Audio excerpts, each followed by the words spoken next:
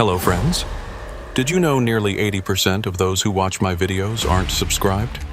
If you enjoy these stories, please hit that subscribe button and leave a like. It really helps. Thank you for being here. By the way, where are you watching from? Let me know in the comments. Truman Vale's Peterbilt rolled past mile 183 at exactly 12:47 a.m., the dashboard clock glowing pale green in the darkness of the cab. According to his manifest, El Paso was still 6 hours out, but that calculation assumed straight highway driving.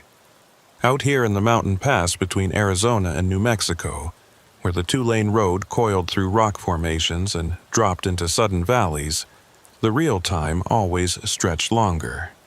Through the windshield, Truman could see nothing beyond the twin cones of his headlights cutting through the black. No moon, no stars, no taillights from another vehicle. Just his truck's high beams sweeping across the empty asphalt, catching the occasional creosote bush or twisted juniper clinging to the roadside. He'd been running this route for 3 years now, ever since his dispatcher learned he didn't mind the isolation. Most drivers preferred the interstate 30 miles south, where rest stops appeared every 50 miles and the CB chatter kept you company. But Truman's cargo was sensitive. Precision electronics that couldn't handle the constant vibration of heavy truck traffic. And this old highway offered smoother pavement, gentler curves, and almost no one else. The CB radio mounted below his instrument panel hummed with static on channel 19, the universal trucker frequency. At this hour, though, no one was talking. Occasionally, a burst of interference would crackle through, or a fragment of conversation from some distant relay tower would bloom and fade before he could make out the words. Truman's right hand rested loosely on the steering wheel while his left brought a thermos cup to his lips. The coffee had gone lukewarm, bitter at the edges, but it was enough to keep his eyelids from drooping. Mile markers passed in rhythmic intervals. Mile 185, mile 187, mile 189. Each one flaring green in his headlights for a split second before vanishing back into the endless dark. He'd planned to take a break around 1 o'clock. His GPS showed a way station somewhere near mile 205, though he wasn't sure if it was still operational. Either way, 10 minutes to stretch his legs and check his fuel gauge would be enough to keep him sharp for the final push into Texas. At 1:03 a.m., as he passed the mile 191 marker, a small sign appeared on the right shoulder. Truman almost didn't notice it at first.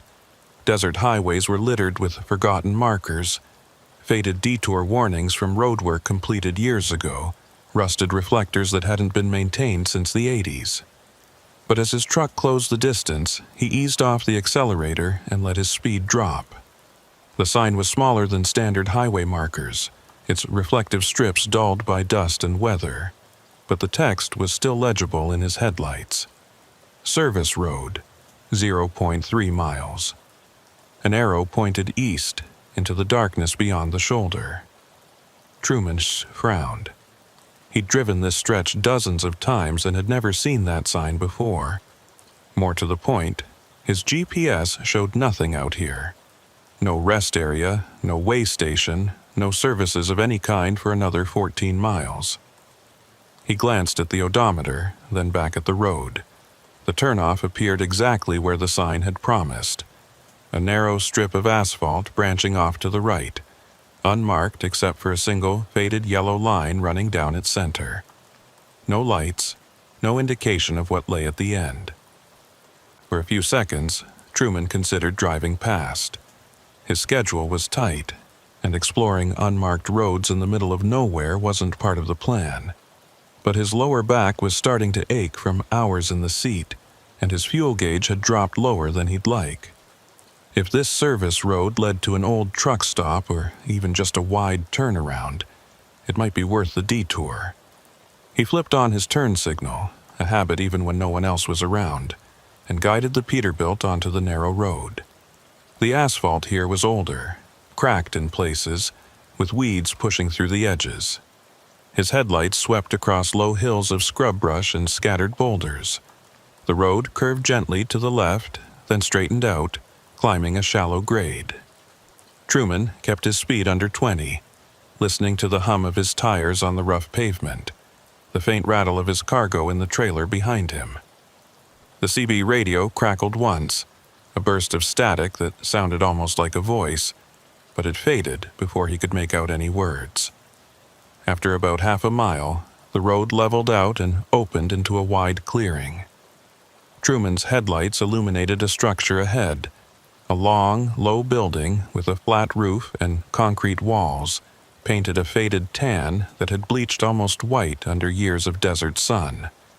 It looked like an old way station, the kind that used to be scattered along secondary highways before budget cuts and automation made them obsolete. The building had a large roll-up door on one side, closed and locked, and a smaller entrance near the front with a rusted metal frame. A single light pole stood in the parking area, but the bulb was either burned out or never connected. The only illumination came from Truman's truck. He pulled into the lot and set the parking brake, leaving the engine idling. For a moment he just sat there, hands still on the wheel, studying the building. Something about it felt off. Not dangerous exactly, but wrong in a way he couldn't quite name. The windows were dark, covered from the inside with what looked like sheets of plywood or cardboard. No signs, no posted hours, no indication that this place had been used for anything in a long time. And yet the pavement, though cracked, wasn't overgrown. The building's walls, though faded, weren't collapsed or vandalized. It looked abandoned, but not forgotten. Truman reached for his flashlight in the door pocket and stepped down from the cab. The desert air was cooler than he'd expected, carrying the faint smell of sage and dust. His boots crunched on gravel as he walked toward the building's entrance. The metal door was ajar, hanging slightly crooked on its hinges. He pushed it open with the back of his hand, not wanting to touch the handle directly, and stepped inside. The interior was darker than the night outside. His flashlight beam cut through the gloom, revealing a large open space that had once been a waiting area. A few plastic chairs were stacked in one corner, their seats cracked and sun-bleached. A counter ran along the far wall, its surface covered in a layer of fine dust. Behind the counter, a corkboard still held a few yellowed papers, notices about truck weight limits, a decades-old map of the county road system, a safety poster with colors so faded the text was barely readable. Truman moved the flashlight slowly across the room, taking in the details. Everything suggested this place had been closed for years, maybe a decade or more. But something was nagging at him, a detail his brain had registered but hadn't yet processed. He walked over to the counter and looked more closely at the papers pinned to the corkboard. Most were exactly what you'd expect. Administrative notices, inspection schedules, a phone list with numbers that probably didn't work anymore. But one document caught his eye. It was a logbook page, the kind truck drivers used to fill out by hand before electronic logging devices became mandatory.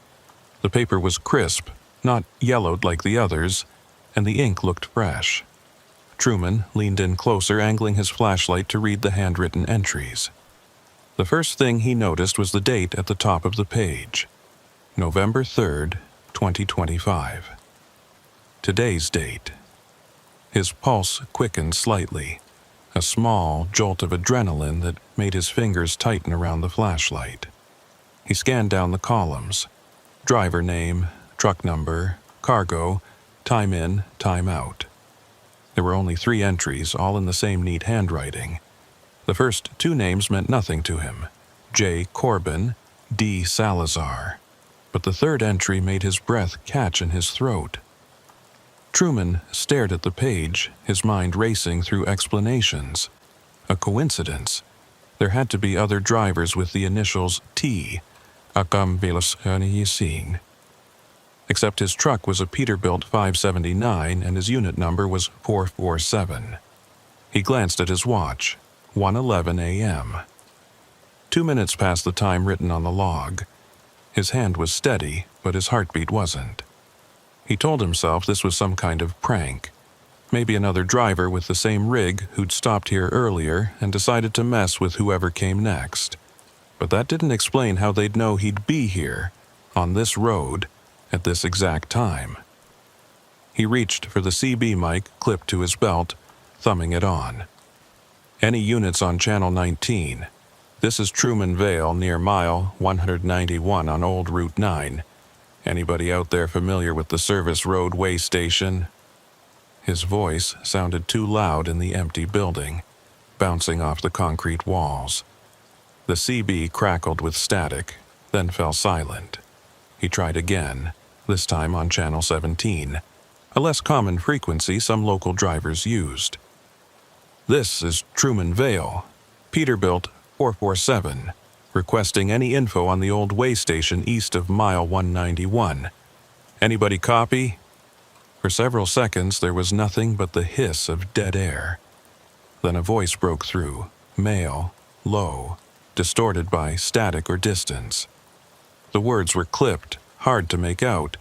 Don't use, service road, turn back. The transmission cut off abruptly, replaced by silence. Truman pressed the mic again. Say again, I didn't copy. What about the service road? No response. He waited another 30 seconds listening to the faint buzz of the CB, but the voice didn't return. He clipped the mic back onto his belt and looked around the room again.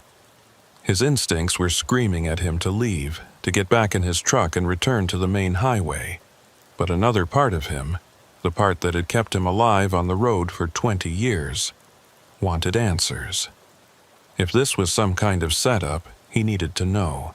If it was just a creepy coincidence, he needed to confirm it and move on. He walked back toward the entrance, then paused. On the wall beside the door, half hidden behind a stack of old traffic cones, was another corkboard. This one was smaller, and the papers pinned to it looked newer. Truman moved the cones aside and aimed his flashlight at the board. The documents were police reports, or at least photocopies of them. The first one was dated August 2019 and detailed a missing person case, a truck driver named Marcus Holt, who'd disappeared on Route 9 near mile 195. The second report, from April 2021, described another disappearance. A driver named Elena Soto, last seen at a fuel stop in Deeming, her truck found abandoned near mile 188. There were 5 more reports, all following the same pattern. Drivers who'd vanished on this stretch of highway, their rigs sometimes found, sometimes not, but the drivers themselves never located. Truman's mouth went dry. He scanned the names again, looking for any he recognized. None of them rang a bell, but the pattern was undeniable. 7 drivers, all gone without a trace, all within a 10-mile stretch of this road. And now his name was written in a logbook dated for today, with no time of departure. A sound from outside made him spin around. A soft, metallic click, like a door latch being tested. Truman killed his flashlight and moved to the window, peering through a gap in the plywood. His truck was still idling in the lot exactly where he'd left it. But now there was another vehicle beside it. A dark-colored pickup with no plates, its headlights off. He hadn't heard it approach. 2 figures stood near the passenger side of his Peterbilt, one of them reaching for the door handle. Truman's training kicked in. He wasn't a fighter, but he knew how to move fast when he needed to.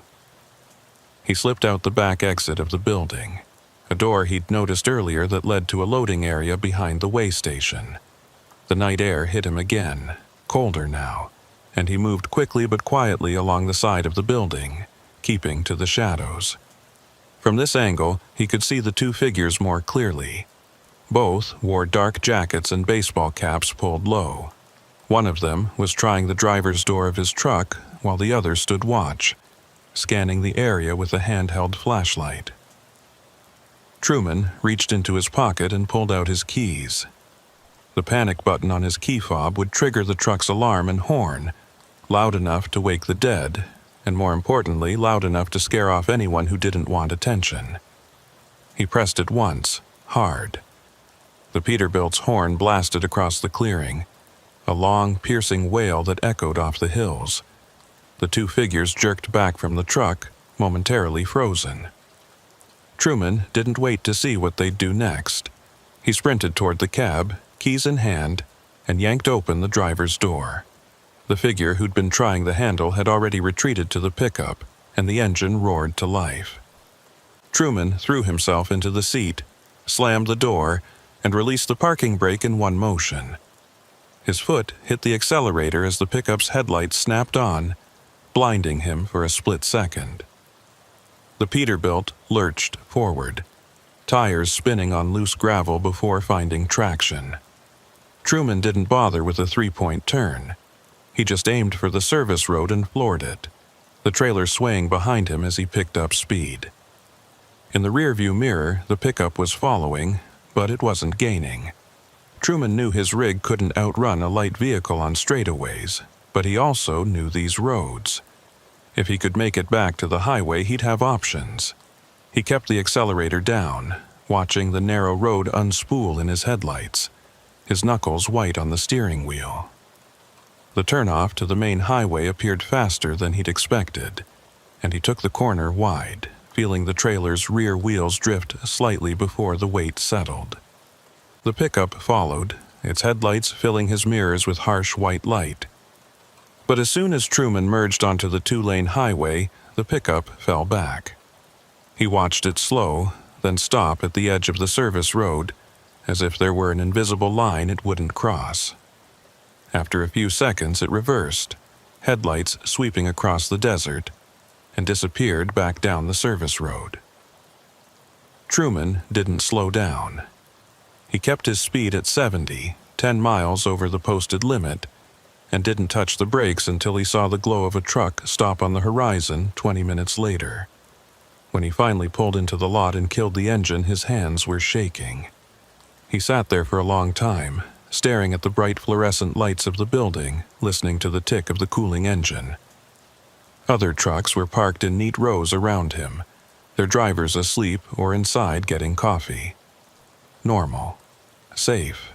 Real. He thought about the logbook with his name on it, the police reports on the wall, the voice on the CB warning him to turn back, and the two figures who'd tried to get into his truck, who'd chased him back to the highway but stopped at the boundary as if they knew better than to follow. Truman pulled out his phone and opened the browser, searching for news about missing truck drivers on Route 9. The results came back sparse. A few old articles, nothing recent.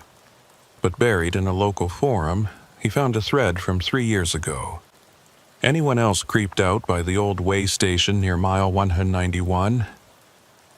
The replies were a mix of skepticism and unease. One driver claimed to have stopped there and found his own name in a logbook before he'd even signed in. Another said the place was a front for cargo theft, that smugglers used it to intercept trucks carrying high-value loads. A third insisted it was just an abandoned building, and people were reading too much into it. Truman closed the browser and stared at his phone's dark screen. He didn't know what he'd stumbled into, but he knew he wasn't going back to find out. Tomorrow, he'd call his dispatcher and tell them to route him on the interstate from now on, even if it added an hour to his drive time. Some shortcuts weren't worth taking. He grabbed his duffel from the sleeper and headed inside for coffee and a shower. As he walked across the lot, he glanced back at his truck one more time. In the harsh overhead lights, it looked solid and ordinary. Just a working rig like 100 others parked here tonight. But he couldn't shake the image of that logbook page, his name written in fresh ink, the time matching almost exactly when he'd pulled into that clearing. He thought about the driver who'd written it, if it even was another driver, and wondered if they'd known what was waiting, or if they'd been just as surprised as he was. Inside the truck stop, the fluorescent lights buzzed overhead, and a country song played from a speaker near the register. A few drivers sat at the counter, nursing coffee and picking at plates of eggs and toast. Everything was warm and familiar and safe. Truman ordered his own coffee and took a seat by the window where he could see his truck. He'd stay here until sunrise, he decided. No more night driving on back roads, no more taking chances with routes he didn't know. But even as he told himself that, he knew the questions would stay with him. Who were those men in the pickup? How did his information end up in a logbook at an abandoned way station? And what happened to the other drivers whose names were on those police reports? The ones who'd disappeared without a trace on the same stretch of highway he'd just escaped. He didn't have answers. He wasn't sure he wanted them. All he knew was that somewhere out there, on a dark service road branching off mile 191, something was waiting. And he'd come closer to it than he ever wanted to again. Truman didn't sleep that night. He sat in the truck stop booth until the sky started to pale, watching his Peterbilt through the window like it might disappear if he looked away. The coffee had gone cold in his cup an hour ago, but he kept holding it anyway, needing something solid in his hands. Around 5:30, the morning shift workers started arriving. A waitress who looked half asleep, a cook who moved through the kitchen with mechanical efficiency, a fuel attendant who nodded at Truman as he passed. Normal people doing normal jobs, unaware that 20 miles down the road, something deeply wrong was happening in an abandoned way station. By 6 a.m., Truman had made his decision. He pulled out his phone and scrolled through his contacts until he found the number for the Highway Patrol District office. He'd dealt with them before over the years. A few traffic stops, one accident report when he'd blown a tire on I-10, routine way station checks. He didn't know anyone personally, but he knew they took trucker reports seriously, especially when it involved potential cargo theft or highway safety issues. The line rang 4 times before a dispatcher answered, her voice crisp and professional. Truman explained what had happened, keeping his tone level and factual. The abandoned way station, the logbook with his information, the 2 men in the pickup, the police reports about missing drivers. The dispatcher listened without interrupting, then asked him to hold. 2 minutes passed, then 3. Muzak played softly in the background, some instrumental version of a song Truman didn't recognize. When the line clicked back, a different voice came on, male, deeper, with the flat authority of someone used to being obeyed. "This is Trooper Deacon Rusk. You're reporting an incident near mile 191 on Old Route 9. Truman confirmed and repeated his story, adding more details this time. Rusk asked him where he was now, what his truck looked like, whether he'd been injured. All standard questions, but Truman detected something else in the trooper's tone. Not quite surprise, but a kind of weary recognition, like he'd heard similar stories before. "Stay where you are," Rusk said finally. "I'm about 40 minutes out. Don't go back to that location, and don't talk to anyone else about this until we've had a chance to discuss it in person." The line went dead before Truman could ask why. He set the phone down and stared at it for a moment, processing the trooper's words. Don't talk to anyone else. That wasn't standard procedure for a simple trespassing or attempted theft report. That sounded like something bigger, something Rusk didn't want getting out before he had the control of the narrative. Truman walked back to his truck and did a full inspection, something he should have done hours ago but had been too shaken to attempt. He circled the Peterbilt slowly, checking the trailer doors, the straps securing his cargo, the tires and undercarriage. Everything looked normal. No scratches, no tampering, no signs that the 2 men had managed to get inside before he'd scared them off. But when he reached the passenger side, he noticed something he'd missed in the dark. On the bottom step, just below the door handle, was a smear of reddish-brown dust. It looked like clay or dried mud, but the texture was wrong. Too fine, almost powdery. Truman crouched down and touched it with one finger. The residue came away easily, staining his skin in a way that felt uncomfortably like old blood, though he knew it wasn't. It was just desert soil, the kind that turned to powder after months without rain. Still, it bothered him. He hadn't walked through any dirt patches last night, and his route from the way station to his truck had been on pavement the whole way, which meant someone else had left that mark, someone who'd climbed up to his door and left traces of where they'd been. Truman pulled out his phone and took a photo of the smudge, then wiped it clean with a rag from his toolbox. He wasn't sure why he felt the need to document it, but instinct told him every detail mattered now. 45 minutes later, a white Ford Explorer with highway patrol markings pulled into the truck stop lot. The vehicle parked 2 spaces down from Truman's rig, and a man in his late 40s stepped out, tall, broad-shouldered, with gray threading through his dark hair, and the kind of face that had spent too many years squinting into the sun. He wore the standard tan uniform with a badge on his chest and a sidearm on his hip.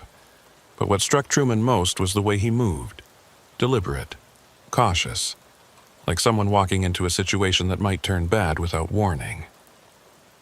Trooper Deacon Rusk looked around the parking lot once before approaching, his eyes cataloging every vehicle, every person, every possible line of sight. "Mr. Vale," Rusk extended his hand, and Truman shook it. The trooper's grip was firm, but not aggressive, professional. "Appreciate you waiting. Let's talk in your cab if that's all right with you. More privacy." Truman nodded and led the way. They climbed into the Peterbilt, Rusk taking the passenger seat and pulling the door shut behind him. For a moment, neither of them spoke. Rusk studied the interior of the cab, the logbook on the dash, the CB radio, the thermos still sitting in the cup holder. Then he pulled out a small notebook and a pen. "Tell me again what happened last night. Start from when you first saw the sign for the service road." Truman went through it all again, slower this time, pausing when Rusk asked for clarification or made notes. The trooper's face remained neutral throughout, giving nothing away. But when Truman described the logbook with his name and truck number already written in it, Rusk's pen stopped moving. "You're certain it was your information? Not just similar?" Truman nodded. "Unit 447, Peterbilt 579. My initials. The time was 2 minutes before I looked at my watch. I didn't imagine it." Rusk tapped his pen against the notebook, thinking. "And the police reports on the wall. You remember any of the names?" Truman recited the 2 he'd memorized. Marcus Holt from 2019, Elena Soto from 2021. Rusk's expression didn't change, but his jaw tightened slightly. Those are real cases. Both still open. Holt's truck was found abandoned near mile 188. No sign of him. Soto's rig disappeared completely, like she drove off the edge of the earth. He paused, choosing his words carefully. There have been others. Not just drivers. Hikers, motorists, people passing through this area who never made it to their destination. 7 confirmed disappearances over the last 6 years, all within a 10-mile radius of where you stopped last night. The confirmation sent a chill through Truman's chest. "So, what is that place? Some kind of trap?" Rusk exhaled slowly, rubbing his temple like he was fighting off a headache. "Officially, it's an abandoned way station that was decommissioned in 2003. The county owns the land but doesn't maintain it. We've responded to calls out there before. Vagrants using it for shelter. Kids breaking into party, that sort of thing. But every time we investigate, there's nothing. No evidence of recent activity, no signs of foul play, just an empty building." He met Truman's eyes. "Unofficially, there are rumors. Smuggling networks using old government infrastructure to move contraband. cargo thieves posing as law enforcement to intercept high-value shipments. Even some talk about a rogue operation, former cops or military running illegal checkpoints to rob drivers, but we've never found proof. No witnesses who'd talk, no physical evidence we could use in court. Truman felt his frustration rising. What about the logbook? What about those 2 men who tried to break into my truck? Rusk held up a hand. I believe you. But here's the problem. If we go out there right now, what do you think we'll find? I'm willing to bet that logbook page is gone. Those police reports you saw, probably gone too. And the men in the pickup, they'll be long gone. And without a license plate or clear description, we've got nothing to go on. These people, whoever they are, they're careful. They cover their tracks. So what am I supposed to do? Just forget it happened? Truman's voice came out harder than he'd intended, but he didn't care. He'd nearly been ambushed last night, and now he was being told there was no way to follow up. Rusk leaned back in the passenger seat, his expression softening slightly. No, you did the right thing by calling it in. I'm going to file a report, and I'll send a unit out to that way station today to document whatever's there. But I'm also going to give you some advice, driver to driver. Don't go back to Route 9. Use the interstate from now on. I know it's longer, and I know your cargo might be sensitive, but it's not worth the risk. Whatever's happening out there, it's been going on for years, and we haven't been able to stop it. Until we do, the best thing you can do is stay away. Truman wanted to argue, but he knew Rusk was right. He wasn't a cop or a detective. He was a truck driver with a load to deliver and a schedule to keep.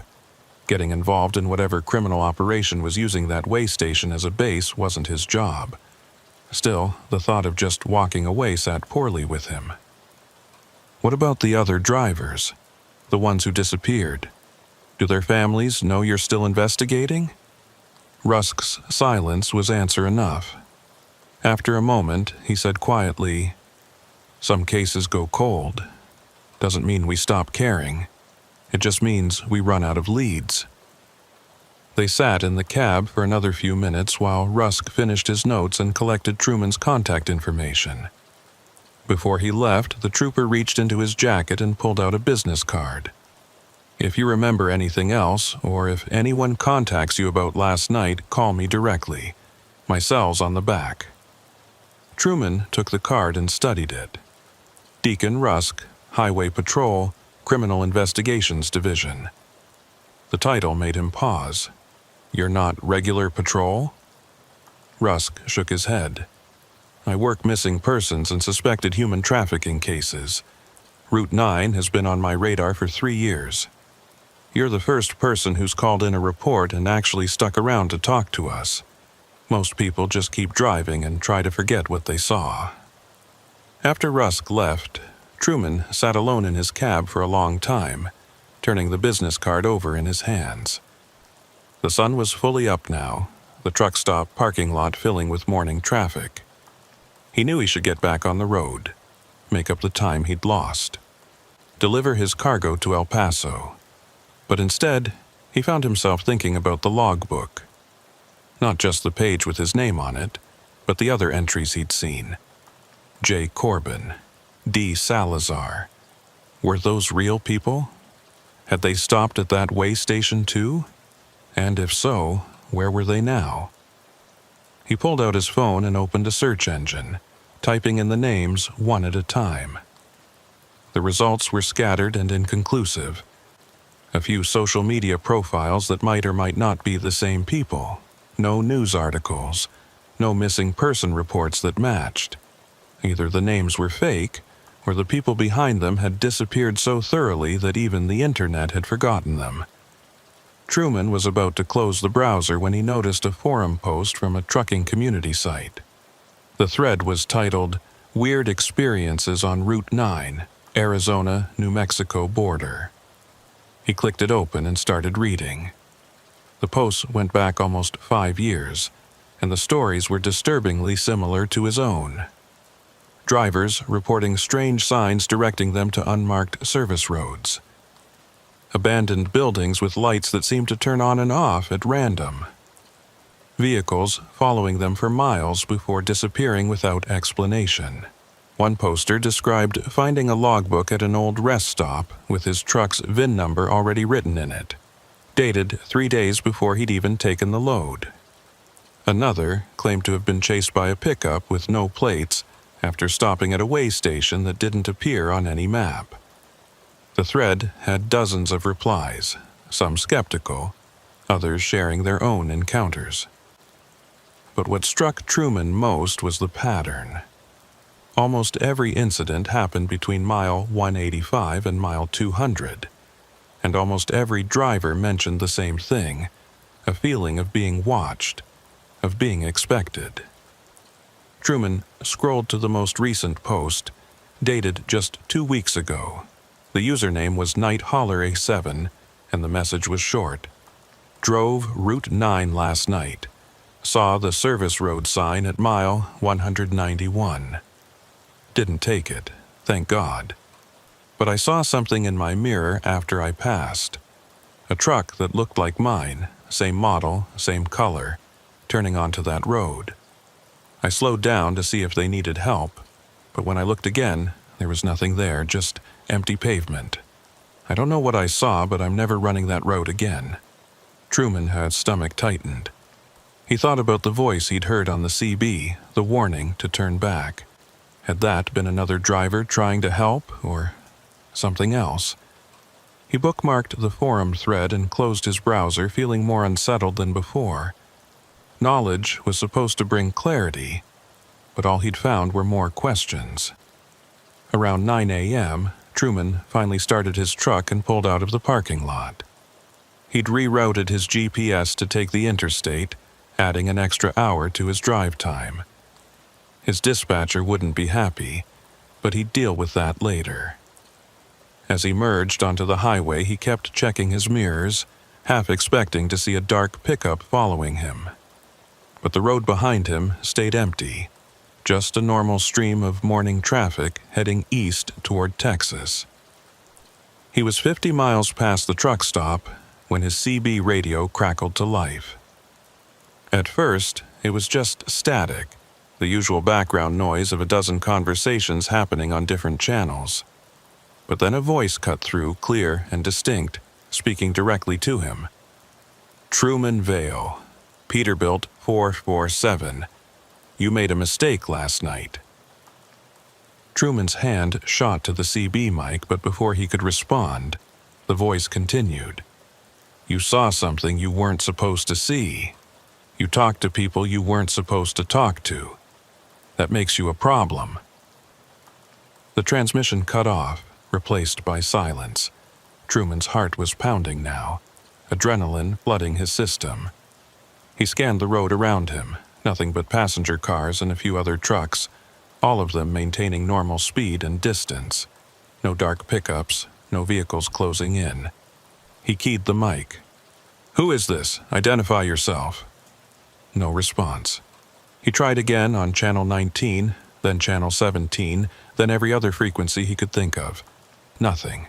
Just dead air. For the next hour, Truman drove in tense silence, his eyes constantly flicking between the road ahead and the mirrors. Every vehicle that came up behind him felt like a threat. Every exit seemed like a potential ambush point. He thought about calling Trooper Rusk, but what would he say? Someone spoke to him on a CB radio? That could have been anyone, anywhere. CB signals could bounce for hundreds of miles under the right atmospheric conditions. It didn't necessarily mean someone was following him. But the voice had known his name, his truck number, and it had referenced last night. By the time Truman reached El Paso and delivered his cargo, the sun was setting. He'd pushed through without stopping, skipping his usual meal break and ignoring his fatigue. The warehouse crew unloaded his trailer in 40 minutes, and Truman signed off on the paperwork with a shaking hand. His next load wasn't scheduled until tomorrow morning, which meant he had the night free. Normally, he'd find a quiet truck stop and catch up on sleep. But tonight, he wanted lights, people, noise, anything that would drown out the silence of his own thoughts. He parked at a busy travel plaza on the edge of the city and walked inside, past rows of slot machines and lottery kiosks, to a small diner tucked in the back. The place was crowded with travelers and local workers, the air thick with the smell of fried food and coffee. Truman took a booth in the corner where he could see the entrance and ordered a burger he didn't really want. While he waited, he pulled out Trooper Rusk's business card and dialed the cell number on the back. Rusk answered on the second ring. "This is Deacon." Truman identified himself and described the CB transmission he'd received. The trooper was quiet for a moment, then asked him to repeat the exact words. When Truman finished, Rusk said, "Could have been a hoax. CB channels aren't secure, and if someone knew you filed a report, they might be trying to scare you into keeping quiet." His tone suggested he didn't entirely believe that explanation, but it was the rational one. Truman pressed him. "Did you send someone out to the way station? Did you find anything?" "We did," Rusk said carefully.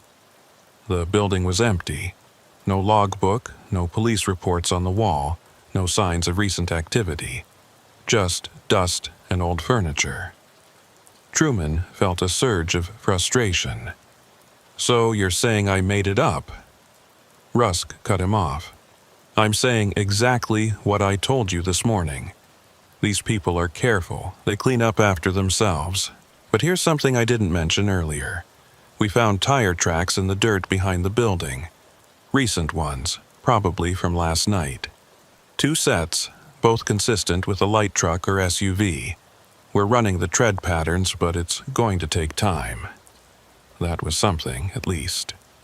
Proof that someone had been there. "What do I do now?" Truman asked. Rusk's answer was the same as before. "Stay on the interstate.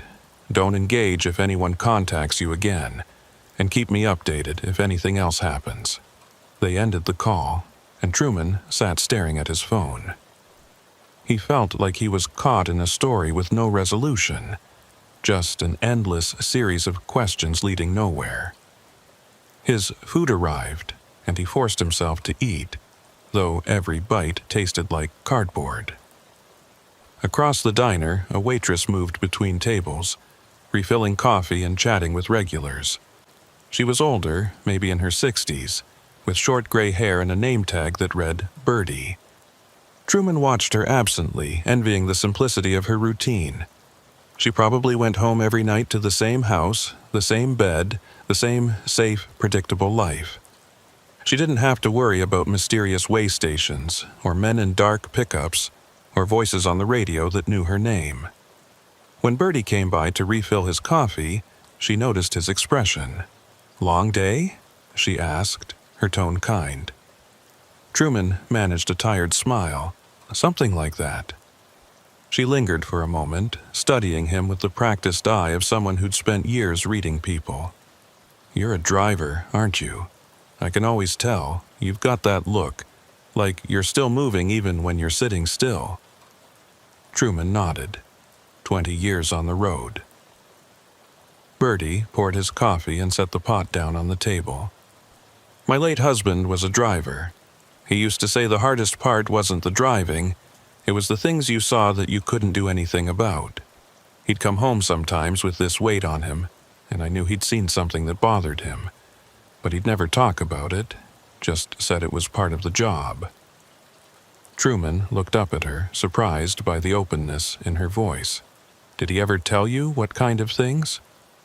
Birdie shook her head. "Not in detail, but I knew it was bad. Accidents mostly, sometimes worse. He quit when he turned 50, said he couldn't take it anymore. We bought a little diner in Alamogordo and ran it for 10 years before he passed." She picked up the coffee pot again, ready to move on to the next table. "If you're carrying something heavy, son, don't carry it alone. Find someone to talk to. It'll eat you up otherwise." She walked away before Truman could respond, leaving him alone with his thoughts and his half-eaten burger. He thought about her words, about the weight drivers carried. He'd always prided himself on being tough, on handling whatever the road threw at him without complaint. But last night had shaken something loose in him, a realization that there were things out there he didn't understand and couldn't control. And for the first time in years, he felt genuinely afraid. He finished his meal in silence, paid his bill, and walked back to his truck. The parking lot was quieter now, the evening crowd thinning out as people continued on their journeys. Truman climbed into his cab and locked the doors, then pulled the curtains closed around the sleeper. Tomorrow, he'd pick up his next load and head north, away from Route 9 and whatever was lurking there. But tonight, he knew he wouldn't sleep easy. Because somewhere in the back of his mind, he could still hear that voice on the CB, calm and certain. You made a mistake last night. And the worst part was, Truman didn't know what mistake he was supposed to have made. Stopping at the way station? Calling the police? Escaping before they could catch him? Or was the mistake simply that he'd survived when others hadn't, and now he knew too much to be allowed to just walk away? He lay down on the bunk, fully clothed, one hand resting on the CB mic clipped to his belt. Outside, the sounds of the truck stop continued. Engines starting, air brakes hissing, the distant chatter of other drivers on their radios. Normal sounds, safe sounds. But Truman couldn't shake the feeling that somewhere out there someone was listening, waiting, and that this wasn't over yet. Truman didn't pick up his next load the following morning. Instead, he sat in his cab at the El Paso Travel Plaza and made a decision that went against every practical instinct he'd developed over 20 years of trucking. He was going back to Route 9. Not to the way station, he wasn't that reckless, but to the area around it. He needed to understand what he'd stumbled into, and more importantly, he needed to know if he was really in danger or if his paranoia was just getting the better of him.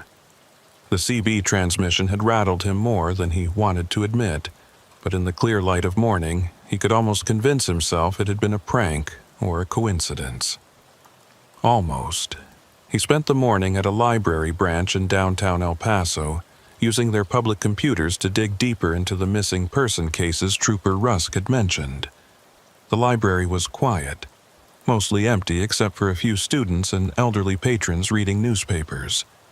Truman felt conspicuous in his worn jeans and trucking company jacket, but no one paid him any attention. He started with Marcus Holt, the driver who'd disappeared in 2019. Local news archives showed a brief article about his abandoned freightliner being found near mile 188. Hazard lights still flashing. Cargo untouched. Holt was 42, married, father of 3. His wife had been interviewed, pleading for information. The case went cold after 6 weeks. No body, no evidence of foul play, just a truck sitting empty on the shoulder like its driver had stepped out for a cigarette and never came back. Elena Soto's case was even stranger. Her truck had vanished completely. No abandoned vehicle, no cargo recovery, nothing.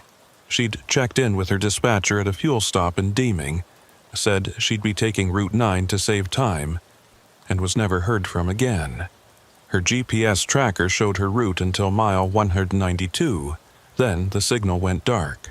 Search teams combed the area for days, even brought in cadaver dogs and a helicopter, but found nothing. It was as if she and her entire rig had been erased from existence. The article mentioned that her family suspected she'd been targeted by cargo thieves, but investigators found no evidence to support that theory. The case remained open, but inactive. Truman searched for the other names he'd seen on those police reports at the way station, but most yielded nothing. Either the reports had been fabricated to scare him, or the cases were too old or too minor to have made the news. But he did find 2 more disappearances that fit the pattern. A tourist named Gerald Vance, who'd gone missing while driving through the area in 2020, and a highway maintenance worker named Raymond Kolb, who'd failed to return from a routine inspection in 2022. Both cases went nowhere. Both happened within 5 miles of mile 191. By noon, Truman had filled 3 pages of a notebook with dates, names, and locations, trying to find a pattern beyond the obvious geographic clustering. Were the disappearances seasonal? No. They'd happened in every month except December and January. Were the victims a specific demographic? No. Young and old, male and female, local and out of state. The only common thread was the location, and the fact that none of them were ever found. It was as if Route 9 had a gravitational pull that swallowed people whole. Truman closed his notebook and stared at the computer screen. The rational part of his brain told him he should let it go, that this was a job for law enforcement, not a truck driver with too much curiosity. But the other part, the part that had seen his name written in a logbook before he'd even arrived, knew he couldn't just walk away. Someone had expected him. Someone had known he'd take that service road, and that meant this wasn't random. It was targeted. He left the library and drove north, retracing his route from 2 nights ago. The interstate was busy with midday traffic, but when he turned onto Route 9, the road emptied out almost immediately. It was strange how quickly the world changed. 1 minute he was surrounded by 18-wheelers and SUVs, radio stations clear and strong. The next, he was alone on a 2-lane highway with nothing but static on the airwaves and miles of empty desert stretching to the horizon. The isolation felt deliberate, like the road itself was designed to make people disappear. Truman slowed as he approached mile 191. In daylight, the service road turnoff looked even less remarkable than it had at night. Just a narrow strip of cracked asphalt branching east, easy to miss if you weren't looking for it. The sign he'd seen before was gone. No marker, no arrow, nothing to indicate the road even existed. Truman pulled onto the shoulder and put the truck in park, leaving the engine running. He sat there for several minutes, studying the turnoff through his windshield. The pavement was visible for maybe 50 yards before it curved out of sight behind a low ridge. Beyond that, he could see nothing. No buildings, no vehicles, no movement. He thought about driving down there again, but immediately dismissed the idea. Whatever was at that way station, they knew he'd been there once. Going back would be walking into a trap. Instead, he pulled out his phone and called Trooper Rusk. The call went to voicemail. Truman left a brief message saying he was back at mile 191 and asked Rusk to call him back. Then he sat and waited, watching the service road like it might suddenly produce answers. 20 minutes passed. A few cars drove by on the main highway, their drivers not even glancing at the turnoff. Truman's CB radio crackled occasionally with distant chatter. Truckers coordinating fuel stops. Someone complaining about construction delays near Albuquerque. Normal road talk. Nothing threatening. He was starting to feel foolish for coming back when his phone rang. It was Rusk. "What the hell are you doing?" The trooper's voice was sharp, almost angry. "I told you to stay away from that area." Truman kept his tone calm. "I'm not at the way station. I'm just parked on the highway observing. Have you gotten any new information?" Rusk was silent for a moment, and Truman could hear papers rustling in the background. When he spoke again, his voice was quieter, more controlled. "We got results back on those tire tracks. They match a Ford F-250, probably a 2015 or 2016 model, dark blue or black. No plates registered to that description in the area, which means it's either stolen or running illegal tags." "That's something," Truman said. "Did you put out an alert?" Rusk's sigh was audible even over the phone. "We did, but without a plate number or a clear suspect, there's not much we can do. There are thousands of trucks like that in New Mexico alone." He paused, then added, "Look, I know you want answers, but you're putting yourself at risk. These people, whoever they are, they've been operating for years without getting caught. That means they're smart, they're organized, and they don't leave witnesses. You need to go back to El Paso and let us handle this." Truman was about to respond when he saw movement in his side mirror. A vehicle had pulled onto the shoulder about 100 yards behind him. A dark pickup, no front plate visible, engine idling. His chest tightened. "Rusk, I've got company. Dark truck just pulled up behind me." The trooper's voice sharpened. "Can you see the driver?" Truman adjusted his mirror, trying to get a better angle. The truck's windshield was tinted too dark to make out any details. "Negative. Windows are blacked out. Should I move?" "Yes. Get back on the highway and head toward the nearest populated area. Don't stop, don't engage. I'm dispatching a unit to your location now, but they're at least 15 minutes out." Rusk's tone was urgent but controlled. "Stay on the line with me." Truman released the parking brake and eased the Peterbilt forward, merging back onto Route 9. In his mirror, the dark pickup matched his movement, pulling onto the road behind him but maintaining distance, not closing in, not falling back, just following. Truman's pulse quickened. "He's tailing me, about 50 yards back." "Keep your speed steady," Rusk instructed. "Don't do anything that might provoke a confrontation. The unit is en route, ETA 12 minutes. Truman nodded, even though Rusk couldn't see him. 12 minutes felt like an eternity.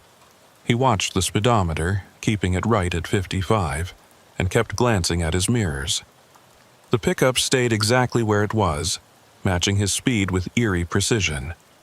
No attempt to pass, no aggressive maneuvers, just a steady, patient pursuit. It was somehow worse than if they'd tried to run him off the road.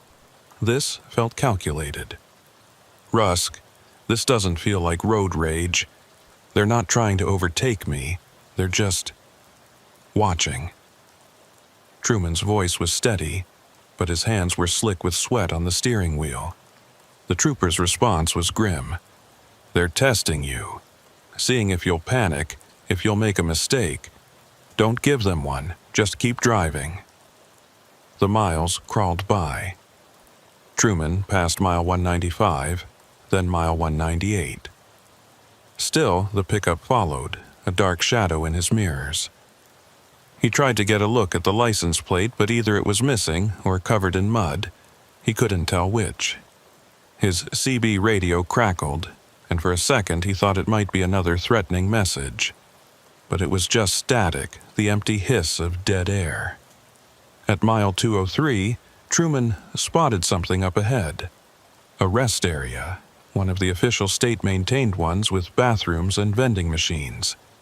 There were 2 other vehicles in the lot, a minivan and a sedan, not empty, which meant potential witnesses. Truman made a split-second decision. "I'm pulling into the rest area at mile 203. There are people here, maybe that'll scare them off." Rusk hesitated, then said, "All right. Park near the other vehicles, stay in your cab, and keep your doors locked. The unit is 8 minutes out." Truman signaled and pulled into the rest area, choosing a spot between the minivan and the sedan. The dark pickup followed him into the lot but didn't park. Instead, it made a slow loop around the perimeter, passing close enough that Truman could finally see the driver's side window roll down. A man's face appeared, partially obscured by a baseball cap and sunglasses, but visible enough that Truman could make out a strong jawline and a thin scar running down his left cheek. The man stared directly at Truman, holding his gaze for 3 long seconds. Then he smiled, not friendly, not threatening, just a cold, knowing expression that made Truman's stomach turn. The window rolled back up, and the pickup accelerated out of the lot, heading north on Route 9. Truman exhaled a breath he didn't realize he'd been holding. "They're gone. Headed north, probably doing 60. Rusk's voice was tense. "Did you get a plate?" Truman shook his head. "No plate. but I saw the driver. White male, maybe late 30s, scar on his left cheek, wearing a cap and sunglasses. Rusk was already taking notes. Good. That's more than we've had before. Stay where you are. The patrol unit is almost there. 5 minutes later, a New Mexico State Police cruiser pulled into the rest area, lights flashing. Truman stepped down from his cab and met the officer, a younger trooper named Alvarez, who took his statement and radioed in the description of the pickup and driver. Alvarez was professional but visibly skeptical, and Truman couldn't blame him. A truck followed you for a few miles and then left. On its own, it wasn't much of a crime. But when Alvarez ran Truman's information and saw the incident report from 2 nights ago, his demeanor shifted. He called Rusk, spoke in low tones for a few minutes, then returned to Truman with a more serious expression. "Trooper Rusk wants you to come into the district office. He's got some things he wants to show you, and he thinks you might be able to help identify some other people of interest." Alvarez glanced at Truman's Peterbilt. "You okay to drive there, or do you need an escort?" Truman shook his head. "I can drive. Where's the office?" Alvarez gave him the address, a small town called Lordsburg, about 40 miles west. "Stick to the interstate, not Route 9. Rusk was very clear about that. An hour later, Truman was sitting in a cramped conference room at the State Police District office in Lordsburg. Trooper Rusk sat across from him, a manila folder open on the table between them. The folder contained photographs, surveillance stills, driver's license photos, mugshots. Rusk slid the first image across the table. "Recognize this person?" Truman studied the photo. It showed a man in his 40s with thinning hair and a weathered face. He looked vaguely familiar, but Truman couldn't place him. "Maybe. I might have seen him at a truck stop or fuel station, but I couldn't say for sure." Rusk nodded and showed him another photo. This one was clearer, a mugshot of a man in his 30s with the same scar Truman had just seen. "That's him," Truman said immediately. "That's the guy from the pickup." Rusk leaned back in his chair, his expression unreadable.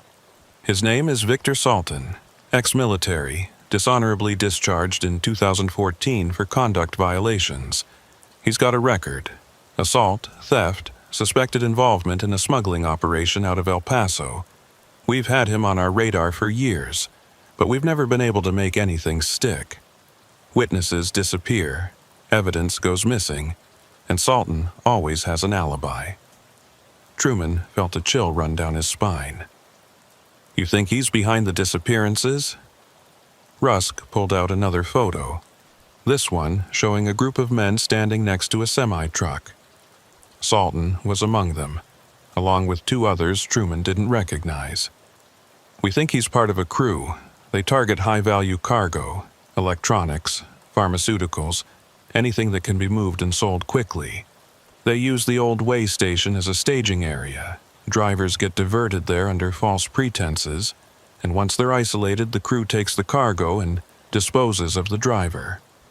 The bluntness of Rusk's words hit Truman like a punch. "You're saying they kill them?" Rusk met his eyes. "We don't have bodies, so we can't prove it. But 7 people don't just vanish into thin air. And the fact that you're sitting here alive and talking to me makes you an anomaly. You got away. That makes you a witness, and it makes you a liability to them." Truman's throat felt dry. "So what do I do?" "You testify," Rusk said simply. "We're building a case, but we need someone who can put Salton at that location and describe what happened. Your testimony, combined with the tire tracks and the CB transmission, might be enough to get a warrant. From there, we can dig deeper, maybe find physical evidence that ties them to the other disappearances." Truman hesitated.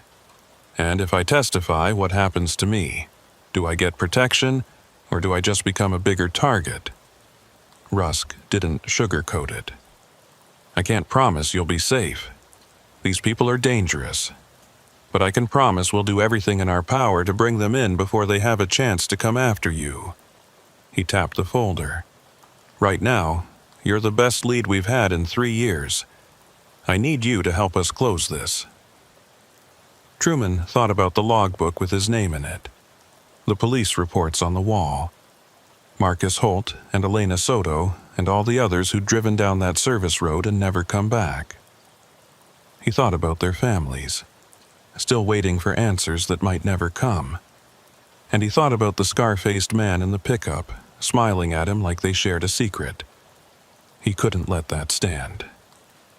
"All right," Truman said finally. "I'll testify. Tell me what you need." For the next 2 hours, Rusk walked him through the process. Formal statements, timeline reconstructions, identifying other potential witnesses from the trucking forum Truman had found. They discussed the CB transmission, the logbook, the 2 men who'd tried to break into his truck. Every detail was documented, photographed, recorded. By the time they finished, it was late afternoon, and Truman felt drained. But he also felt something else. Purpose. For the first time since this started, he wasn't just running. He was fighting back. As Truman prepared to leave, Rusk handed him a new business card. This one with an after-hours number and an email address. "If anything happens, anything at all, you contact me immediately. Don't wait, don't second-guess yourself. I'll have patrols increase their presence on Route 9, and I'll put out a bolo for Salton's truck. But you need to be careful. These people are watching, and they know you talk to us." Truman pocketed the card. "I will, and Rusk, thank you for taking this seriously." The drive back to El Paso felt longer than it should have.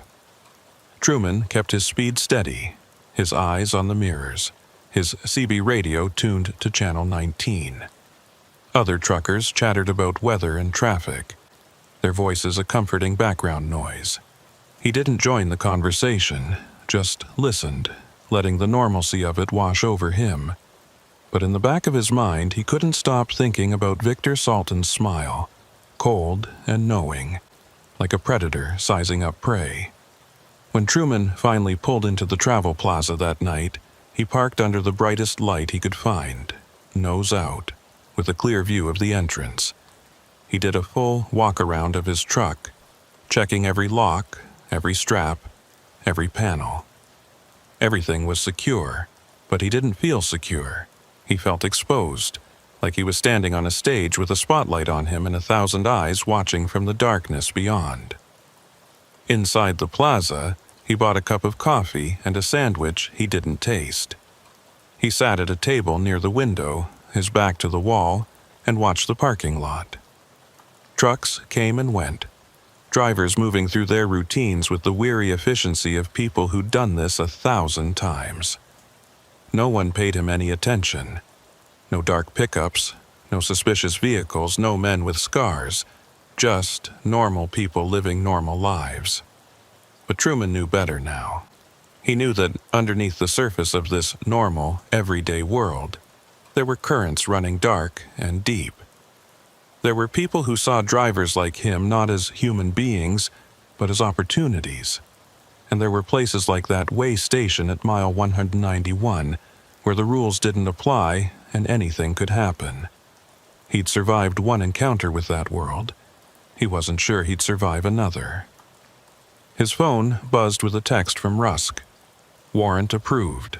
Raiding the location tomorrow at dawn. Stay safe. Truman read the message twice, then put his phone away. Tomorrow, the police would move on the way station. Tomorrow, they might find evidence. Tomorrow, they might start getting answers for the families of Marcus Holt and Elena Soto and all the others.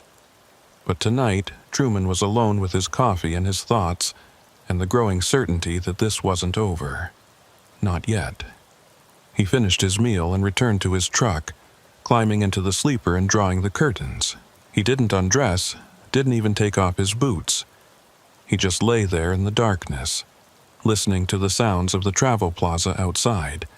Engines, air brakes, voices, and underneath it all, in the quiet spaces between sounds, he listened for something else. The crunch of gravel, the click of a door latch, the whisper of a voice on the CB saying his name. He told himself he was being paranoid. He told himself the police would handle it. He told himself he was safe. But deep down, in the place where instinct lived, Truman knew the truth. The clock at mile 191 hadn't just stopped for him. It was counting down. And when it reached 0, someone would come to collect. Truman woke to the sound of his phone buzzing on the dashboard. For a disorienting moment, he didn't know where he was. The sleeper berth was dark, the curtains drawn tight, and his neck ached from sleeping in his boots. Then memory crashed back. The way station. Victor Salton. The warrant. He fumbled for his phone, squinting at the screen. 6:14 a.m. The caller ID showed Trooper Rusk's number. Truman answered, his voice rough from sleep. "Yeah. It's Rusk. We just finished the raid." The trooper's voice was flat, drained of emotion. Truman sat up, fully awake now. And there was a long pause on the other end, filled only with the faint static of a bad connection. When Rusk spoke again, his words came slowly, carefully chosen. The building was empty. No logbooks, no police reports, no equipment. Nothing but dust and old furniture just like before. We brought cadaver dogs, checked the surrounding area for graves or dump sites. Nothing. No forensic evidence, no tire tracks this time. No indication anyone's been there in years. Truman's chest tightened. That's impossible.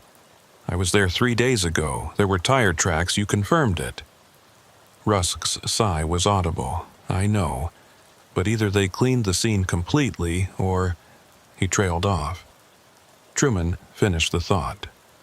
Or what? Another pause. Or... We're dealing with something more sophisticated than a simple cargo theft operation. The kind of people who have the resources to sanitize a site this thoroughly, this quickly. That's not amateur hour. That's professional. Truman rubbed his face with his free hand, trying to process what he was hearing. What about Salton? Did you pick him up? Rusk's answer was clipped. We tried. His last known address was abandoned. His truck's not registered to him. It's owned by a shell company that doesn't exist on paper. We've got a bolo out, but so far, nothing. It's like he knew we were coming. The implication hung in the air between them, unspoken but clear. Either someone had tipped Salton off, or he'd been watching closely enough to know when to disappear. So, what now? Truman asked, though he already suspected the answer. Rusk's tone softened slightly. Now, we keep investigating. We'll follow up on the shell company, track financial records, put pressure on known associates. But realistically, without physical evidence or a suspect in custody, this case is going to stall. I'm sorry, Truman. I know that's not what you want to hear.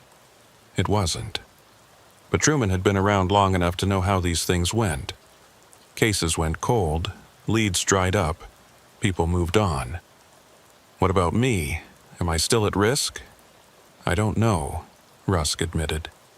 If Salton's smart, and he clearly is, he'll lay low for a while. He knows we're watching now, but that doesn't mean you're safe. It just means the threat might not be immediate. He paused. Keep your head down. Vary your routes. Stay in populated areas, and if you see anything suspicious, call me immediately. They ended the call, and Truman sat in the dim light of his sleeper, staring at nothing. The raid had been his best hope for closure, for answers, for some kind of resolution. And now it was gone, dissolved into the same fog of uncertainty that surrounded everything else about this case. He thought about going home, taking a few days off to clear his head. But home was an empty apartment in Tucson that he barely recognized anymore, and taking time off meant sitting alone with his thoughts, something he'd learned to avoid over the years. The road was better. The road kept him moving, kept him focused on the next delivery, the next mile marker, the next sunrise. So he got dressed, splashed water on his face in the Travel Plaza bathroom, and checked his dispatch for the next available load. His dispatcher had him scheduled for a run to Phoenix, picking up auto parts at a warehouse in Las Cruces. Standard job, interstate all the way. No back roads, no detours. Exactly what he needed. The drive to Las Cruces was uneventful. Morning traffic on I-10 was light, and Truman made good time. He picked up the cargo without incident, signed the paperwork, and was back on the road by noon. Phoenix was 4 hours west, straight shot on the interstate. He'd arrive before dark, drop the load, and find a truck stop for the night. Simple, safe, normal. But as the miles rolled by, Truman couldn't shake the feeling that he was being watched. Every vehicle that lingered in his mirrors felt like a potential threat. Every rest area looked like a place where someone might be waiting. He told himself it was paranoia, a natural response to what he'd been through. But knowing it was paranoia didn't make it feel any less real. Around 2 p.m., Truman's CB radio crackled to life. At first, it was just the usual chatter, truckers discussing traffic conditions, someone complaining about a way station backup. But then a voice cut through, clearer than the others, speaking directly into the noise. Peterbilt 447, this is a courtesy call. Truman's hands tightened on the steering wheel. He recognized the phrasing from 3 days ago. The same clinical, detached tone. He grabbed the CB mic. Who is this? Static washed across the channel, then the voice returned. You were given a warning. You chose not to heed it. Choices have consequences, Truman. His pulse hammered in his ears. He scanned the traffic around him. A minivan, 2 sedans, a panel truck, all maintaining normal distances. No dark pickups, no suspicious vehicles. What do you want? Truman kept his voice steady, refusing to show fear even though his entire body was tense. The voice on the CB was unhurried, almost conversational. We want what we've always wanted, to be left alone. But you've made that difficult. You've involved people who ask questions. Questions lead to complications. I didn't see anything, Truman said, knowing it was a lie but hoping it might buy him something. I stopped at an old building, looked around and left. That's all. A soft laugh came through the speaker, devoid of humor. You saw enough. You know enough. And now you've testified. That makes you a problem that needs solving. The transmission ended abruptly, leaving only static. Truman tried to respond, but no one answered. He switched channels, broadcast on 19, 17, even the emergency channel 9. Nothing. The voice was gone. Truman's mind raced. They knew he'd testified, or agreed to testify. That information should have been confidential, known only to Rusk and a handful of other law enforcement personnel, which meant either there was a leak in the department, or these people had access to information they shouldn't. Either possibility was terrifying. He pulled out his phone and called Rusk, but the call went straight to voicemail. Truman left a hurried message describing the CB transmission, then hung up and focused on driving. Phoenix was still 3 hours away. 3 hours of exposure, 3 hours of vulnerability. He considered pulling over, finding a police station or a busy truck stop and waiting for Rusk to call back. But stopping meant being stationary, predictable. At least while he was moving, he had options. So he kept driving, pushing the Peterbilt up to 70, his eyes constantly flicking between the road and his mirrors. The afternoon sun beat down through the windshield, turning the cab into an oven despite the air conditioning. Sweat beaded on Truman's forehead, and his shirt clung to his back. He tried to focus on the road, on the simple mechanics of driving, but his thoughts kept spiraling back to the voice on the CB. Choices have consequences. At 3:30, Truman passed a rest area and spotted a state police cruiser parked near the entrance. Relief flooded through him. He pulled in, maneuvering his rig into a spot where he had a clear view of the cruiser, and climbed down from the cab. The afternoon heat hit him like a wall, dry and oppressive. He walked toward the cruiser, raising one hand in a cautious greeting. The officer inside, a woman in her 30s with short dark hair, rolled down her window. "Something I can help you with?" Truman explained the situation as concisely as he could. The CB transmission, the ongoing investigation, Trooper Rusk's involvement. The officer listened, her expression shifting from mild curiosity to focused concern. She asked for his information, ran his license, and made a call on her radio. After a few minutes, she stepped out of the cruiser. "Trooper Rusk confirms your story. He's advised me to provide an escort to your destination. Where are you headed?" Truman told her Phoenix, and she nodded. "I can take you as far as the county line, then I'll coordinate a handoff to another unit. Stay close, don't stop unless I stop, and keep your CB on channel 19 in case I need to communicate." The escort helped, but it didn't eliminate Truman's anxiety. He followed the cruiser back onto the interstate, maintaining a steady distance behind her flashing lights. Other drivers moved aside, giving them space, and for a while Truman allowed himself to hope that this might actually work, that he'd make it to Phoenix, drop his load, and figure out his next move from there. But hope was a fragile thing, and the road had a way of shattering it. At 4:15, just as they crossed into Maricopa County, Truman's CB radio crackled again. This time the voice was different, younger, edged with impatience. "Peterbilt 447, you're making this harder than it needs to be. Police can't protect you forever." Truman's breath caught. He grabbed the mic.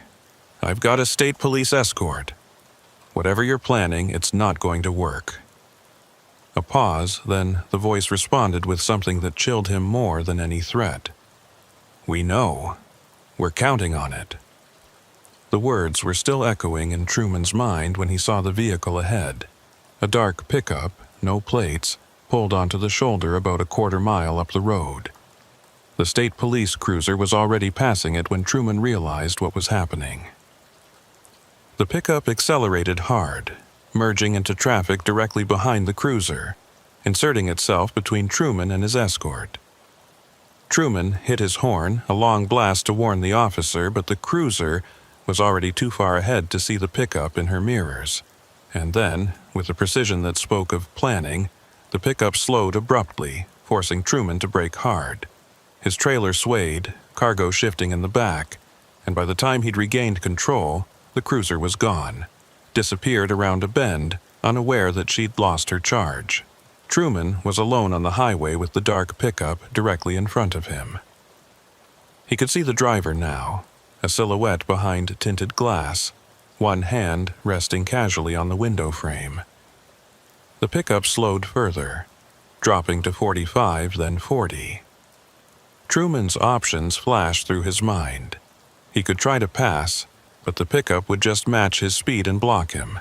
He could stop completely, but that would leave him vulnerable. Or he could call for help and hope someone arrived before things got worse. He chose the third option, fumbling for his phone while trying to keep one hand on the wheel. But before he could dial, the pickup's brake lights flared, and it came to a complete stop in the middle of the highway. Truman had no choice.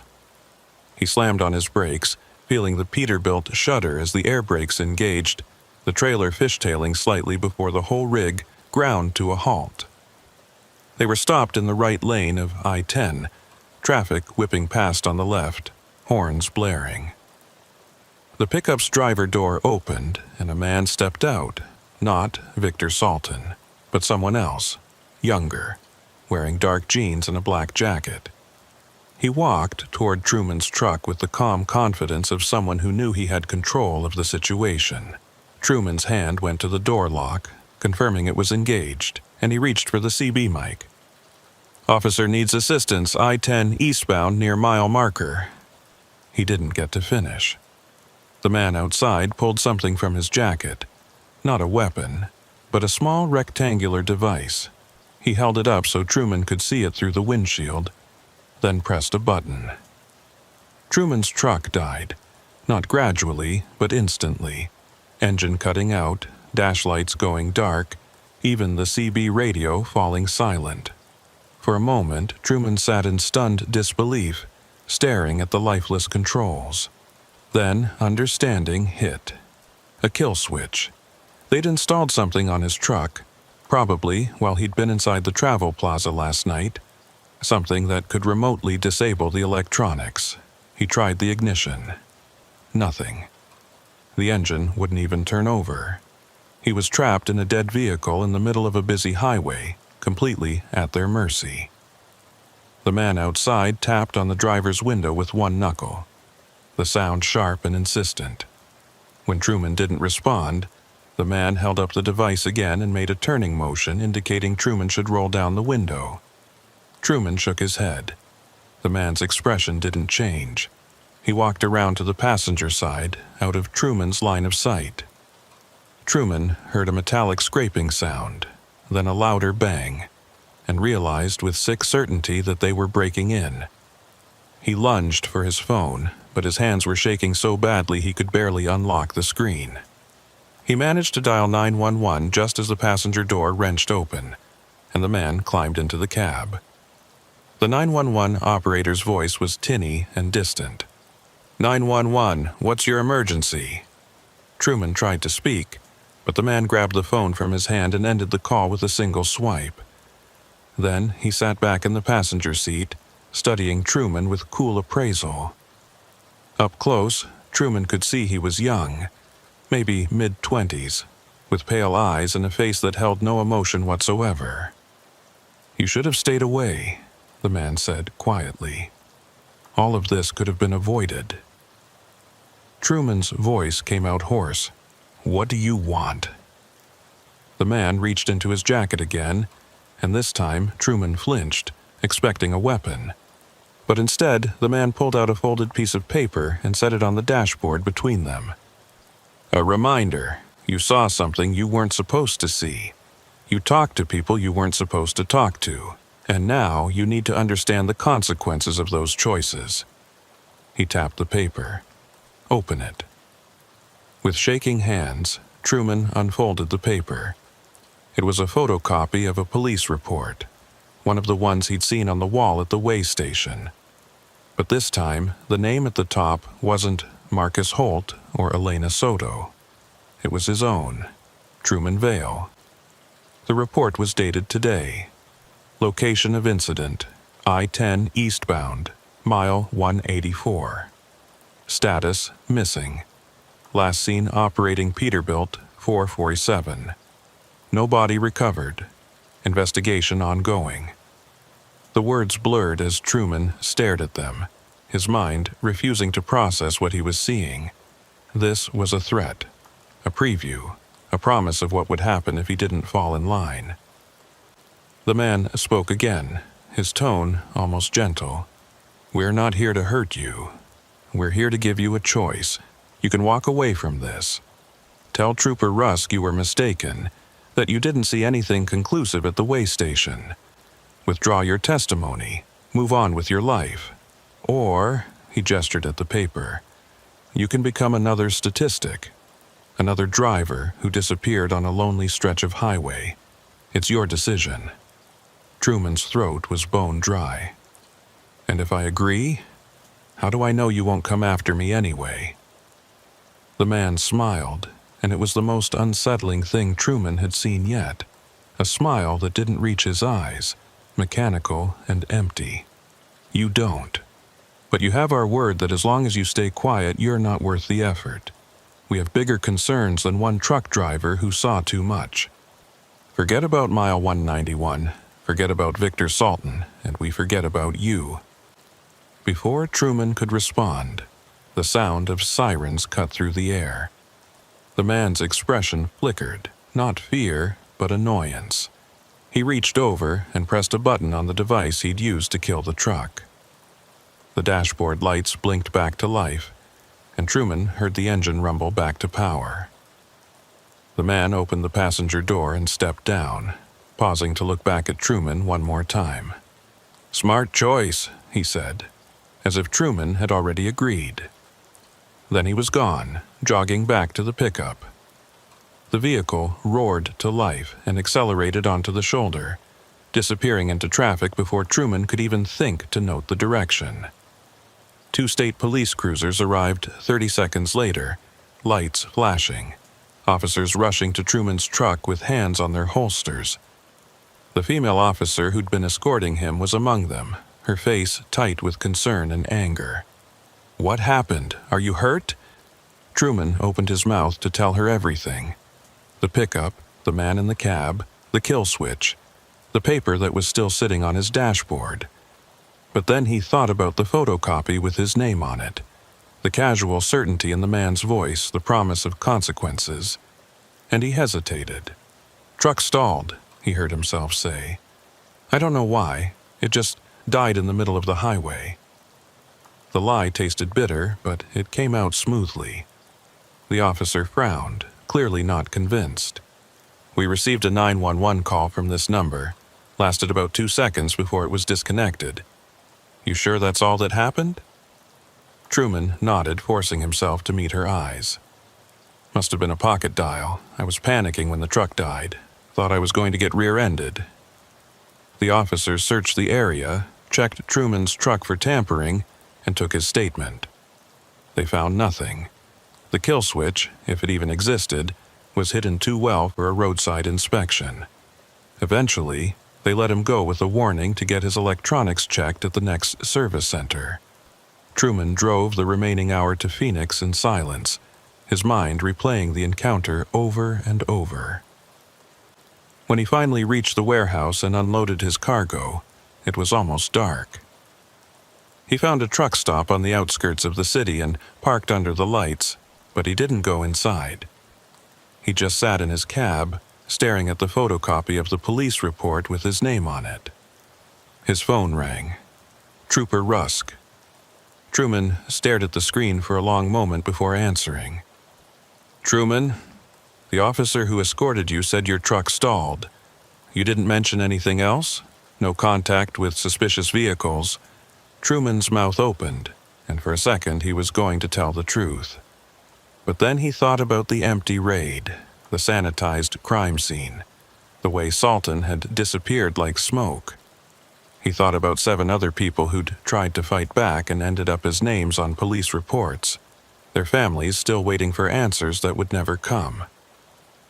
"No," Truman said finally. "Just a mechanical issue. Truck's running fine now." Rusk was silent for a long moment. "All right, keep me posted if anything changes." They ended the call, and Truman set the phone down.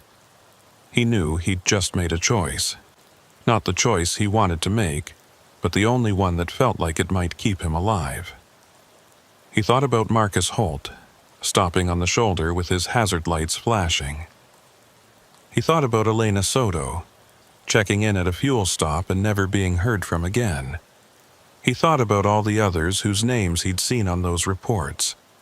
People who'd encountered something they couldn't understand and paid for it with their lives. And now he was one of them. Not dead, not yet, but marked, compromised. Caught between the law and something that operated outside it.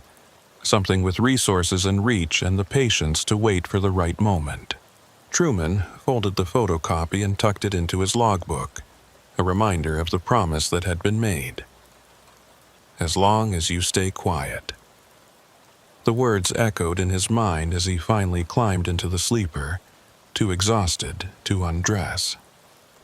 Sleep came slowly, interrupted by the sound of engines and footsteps that might have been real or might have been his imagination. 3 weeks later, Truman was still driving. He'd filed his report with the trucking company about the mechanical issue, and they'd sent the Peterbilt to a shop for inspection. The mechanics found nothing wrong. No kill switch, no signs of tampering. Just a healthy truck that had mysteriously stalled and then restarted. Truman didn't push the issue. He took the truck back and returned to his routes, always choosing the interstate, always avoiding Route 9. He stopped checking the trucking forums, stopped searching for news about missing drivers.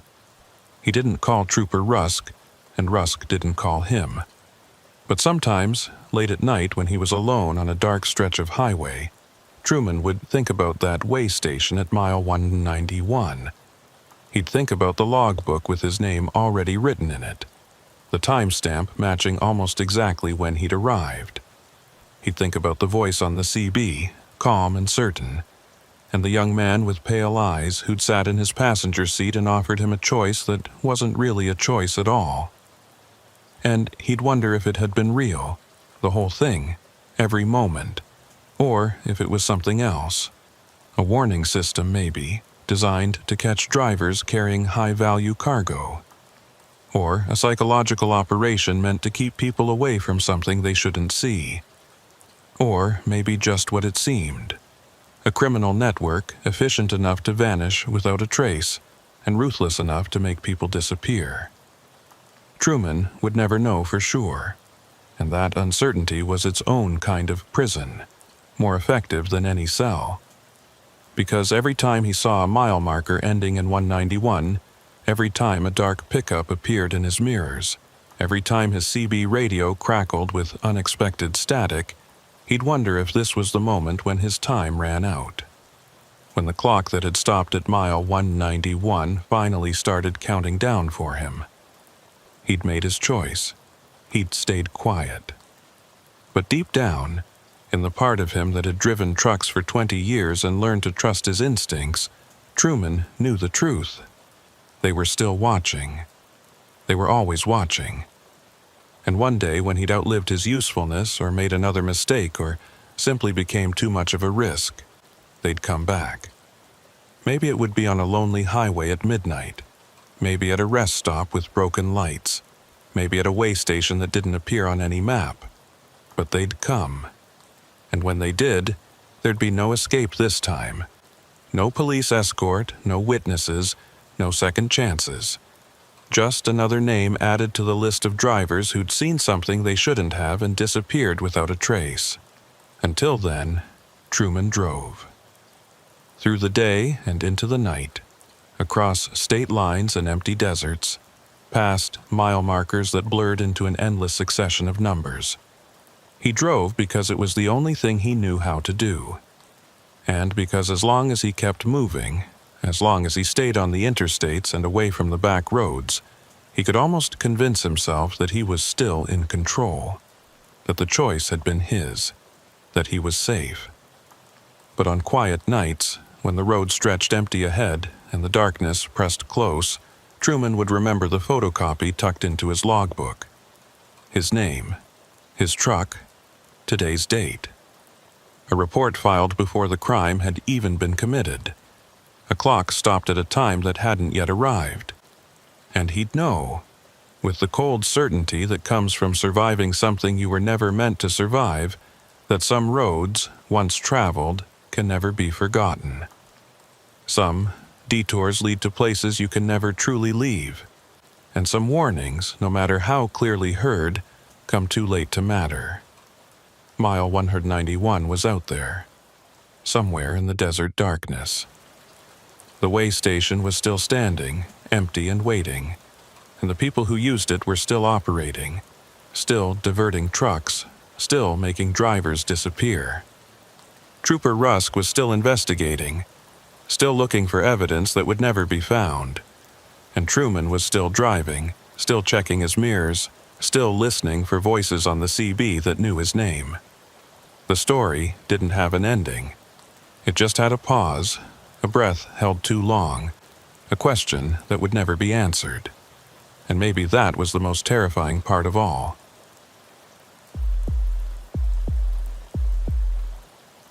Merritt Quayle had been driving through rain for the last 90 miles, and it showed no signs of letting up. The storm had rolled in just past the Oklahoma border. turning the evening sky a bruised purple-black and reducing visibility to whatever his headlights could cut through.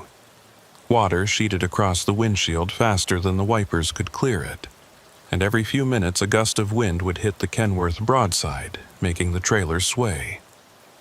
This was the kind of weather that made even veteran drivers nervous, not dangerous enough to pull over, but bad enough that you couldn't afford to let your attention drift for even a second.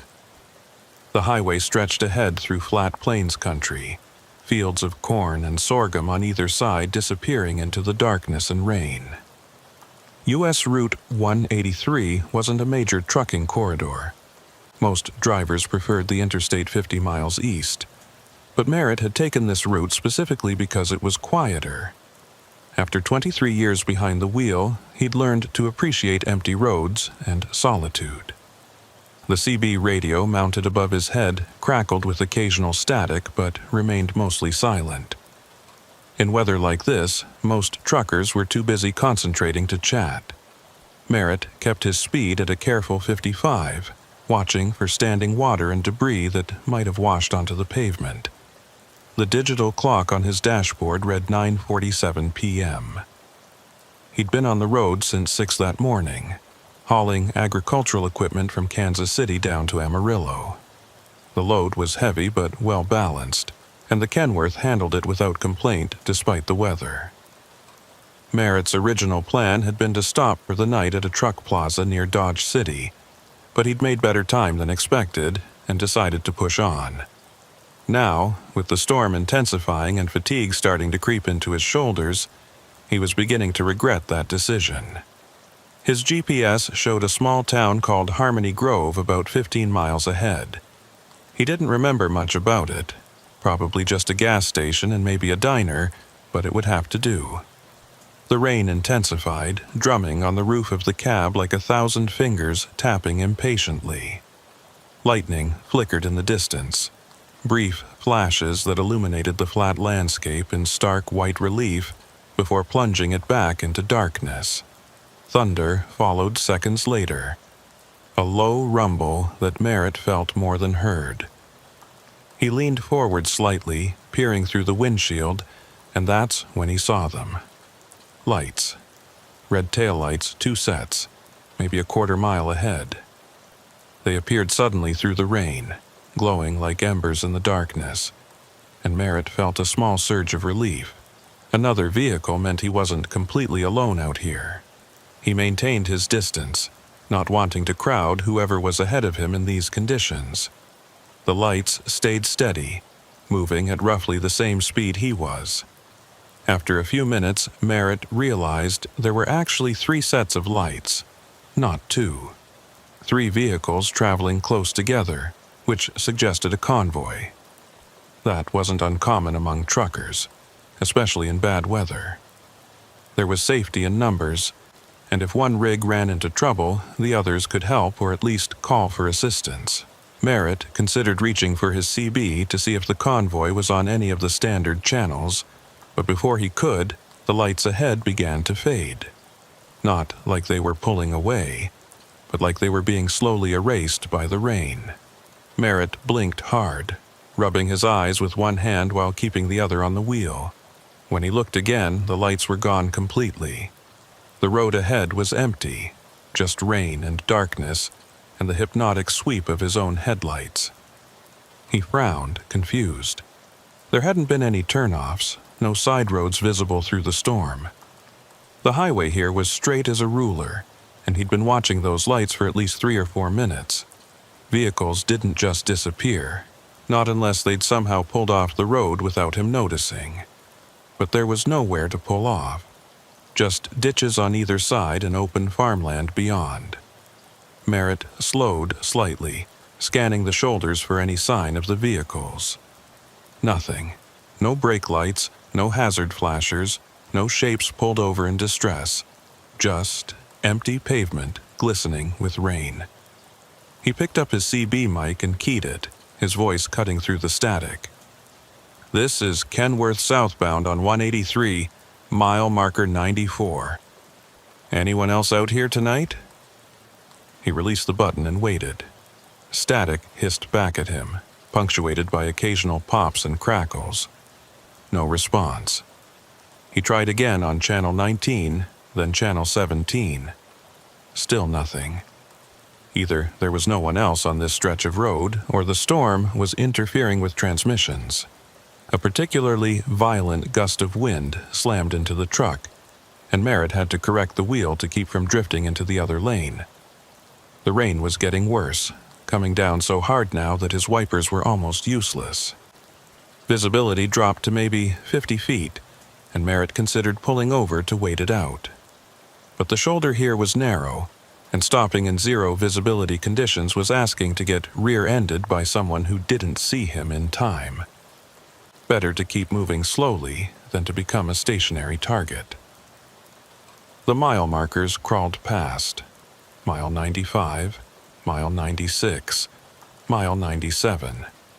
Each one appeared briefly in his headlights, rainwater streaming down the reflective numbers, before vanishing back into the storm. Merritt's hands were starting to ache from gripping the wheel so tightly, and his eyes burned from the strain of trying to see through the downpour. He was seriously considering finding a wide spot to pull over when his headlights caught something ahead on the right shoulder. A building, low and rectangular, set back maybe 20 yards from the road. Merritt's first thought was that it might be a rest area, but as he drew closer he realized it was too small for that. It looked more like an abandoned gas station, or maybe an old way station, the kind that state highway departments used to operate before they moved everything to the interstate. Without really thinking about it, Merritt flipped on his turn signal and eased the Kenworth onto the shoulder, his tires churning through standing water as he guided the rig toward the building. Getting out of the rain for a few minutes, even in an abandoned structure, was better than trying to push through this mess.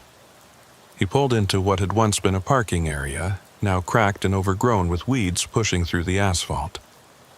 His headlights illuminated the building's front. Concrete block walls painted a faded tan, a rusted metal awning that had partially collapsed, dark windows that might have been boarded up from the inside. A weathered sign hung crooked above the entrance, but whatever text had been painted on it had long since faded to illegibility. Merritt set the parking brake and killed the engine, suddenly aware of how loud the rain sounded without the rumble of the diesel to cover it. Water hammered on the roof and hood, a relentless percussion that made the cab feel smaller, more isolated. He sat for a moment, catching his breath and letting the tension drain from his shoulders. Through the rain-streaked windshield he could barely make out the building's entrance, a door that hung slightly ajar, darkness visible beyond. Not exactly inviting, but at least it would offer shelter from the storm if he needed to stretch his legs. He was reaching for his rain jacket when his CB radio crackled to life. This time, it wasn't just static. A voice came through, male and distorted, the words barely audible beneath layers of interference. Convoy westbound, requesting weather check, mile 92. Merritt grabbed the mic and keyed it quickly. This is southbound Kenworth at mile 98. You said westbound convoy? I thought I saw your lights a few minutes ago. What's your 20? He released the button and waited, but the response that came back made no sense. The voice was clearer now, but wrong somehow. The cadence was off, too slow, and there was an echo quality that made it sound like it was coming from the bottom of a well. Westbound convoy, mile 92. Heavy fog. Can't see the road, need guidance. Merritt frowned. Fog? There was no fog. Just rain, torrential rain. And the accent was strange, the phrasing formal in a way that felt out of place. Modern truckers didn't say requesting weather check or need guidance. They said things like, how's it looking ahead? Or, can anyone see through this crap? Merritt tried again. Convoy, you said mile 92? I'm at 98, about 6 miles south of you. Conditions here are heavy rain, no fog. Are you sure about your location? This time, the response came faster, and it sent a cold prickle down Merritt's spine. Mile 92. 3 trucks. Can't see the markers. Think we're lost. Radio's not working right. If anyone can hear this, we need... The transmission cut off abruptly, replaced by static so loud Merritt flinched and turned down the volume. He sat staring at the radio, trying to process what he'd just heard. 3 trucks. That matched what he'd seen. 3 sets of taillights before they vanished. But something was deeply wrong about that transmission. The voice, the phrasing, the mention of fog when there clearly wasn't any, and the way it had cut off mid-sentence, like someone had pulled the plug. Merritt keyed the mic again. "Convoy at mile 92, do you copy? This is Kenworth at mile 98, I'm hearing you, but your transmission is breaking up. What's your call sign?" Nothing. Just static, and beneath it, a faint sound that might have been music, or might have been his imagination, something distant and tinny, like an old AM radio playing in another room. Merritt released the mic and rubbed his face with both hands. He was tired, that was all. Tired and stressed from driving through a storm for the last 2 hours. The lights he'd seen had probably just been local traffic that turned off onto some farm road he hadn't noticed. The CB transmission was likely bouncing off the atmosphere, picking up some old recording or a conversation from miles away. There were explanations for everything if you looked for them. But even as he told himself this, Merritt couldn't shake the feeling that something was off. He looked at the building again, at the dark windows and the sagging awning and the door hanging open like a mouth. This place had been closed for years, maybe decades. No one maintained it, no one visited it. So why did it feel like someone was inside, watching him? He shook his head, dismissing the thought as paranoia. The storm was making him jumpy, that was all. He decided to do a quick walk around before settling in for a break. Storms like this could last for hours, and if he was going to wait it out here, he wanted to make sure his cargo was secure and his trailer hadn't taken any damage from the wind. Merritt grabbed his rain jacket and a heavy-duty flashlight from the door pocket, then pushed open the cab door. The wind immediately tried to tear it from his grasp, and rain lashed his face the moment he stepped down onto the running board. He pulled up his hood and jumped down to the pavement, his boots splashing in a puddle that was deeper than he'd expected. The temperature had dropped significantly. What had been a warm evening before the storm now felt cold and damp, the kind of chill that seeped through clothing and settled in your bones. Merritt clicked on the flashlight and swept it across the parking area. His truck sat hulking and dark except for the running lights, rain streaming off every surface. Beyond it, barely visible through the downpour, was the building. And now that he was outside, Merritt could see something he'd missed from the cab. There was light coming from inside. Not bright, but a faint, flickering glow visible through cracks in the boarded-up windows. Probably just lightning reflecting off something, or maybe an electrical short in old wiring, but it was enough to make him hesitate. Merritt completed his walk-around quickly, checking straps and tire pressure by feel as much as sight. Everything looked good. The load was secure, no obvious damage, no leaks or flats. He should have climbed back into the cab, locked the doors, and waited out the storm in relative comfort.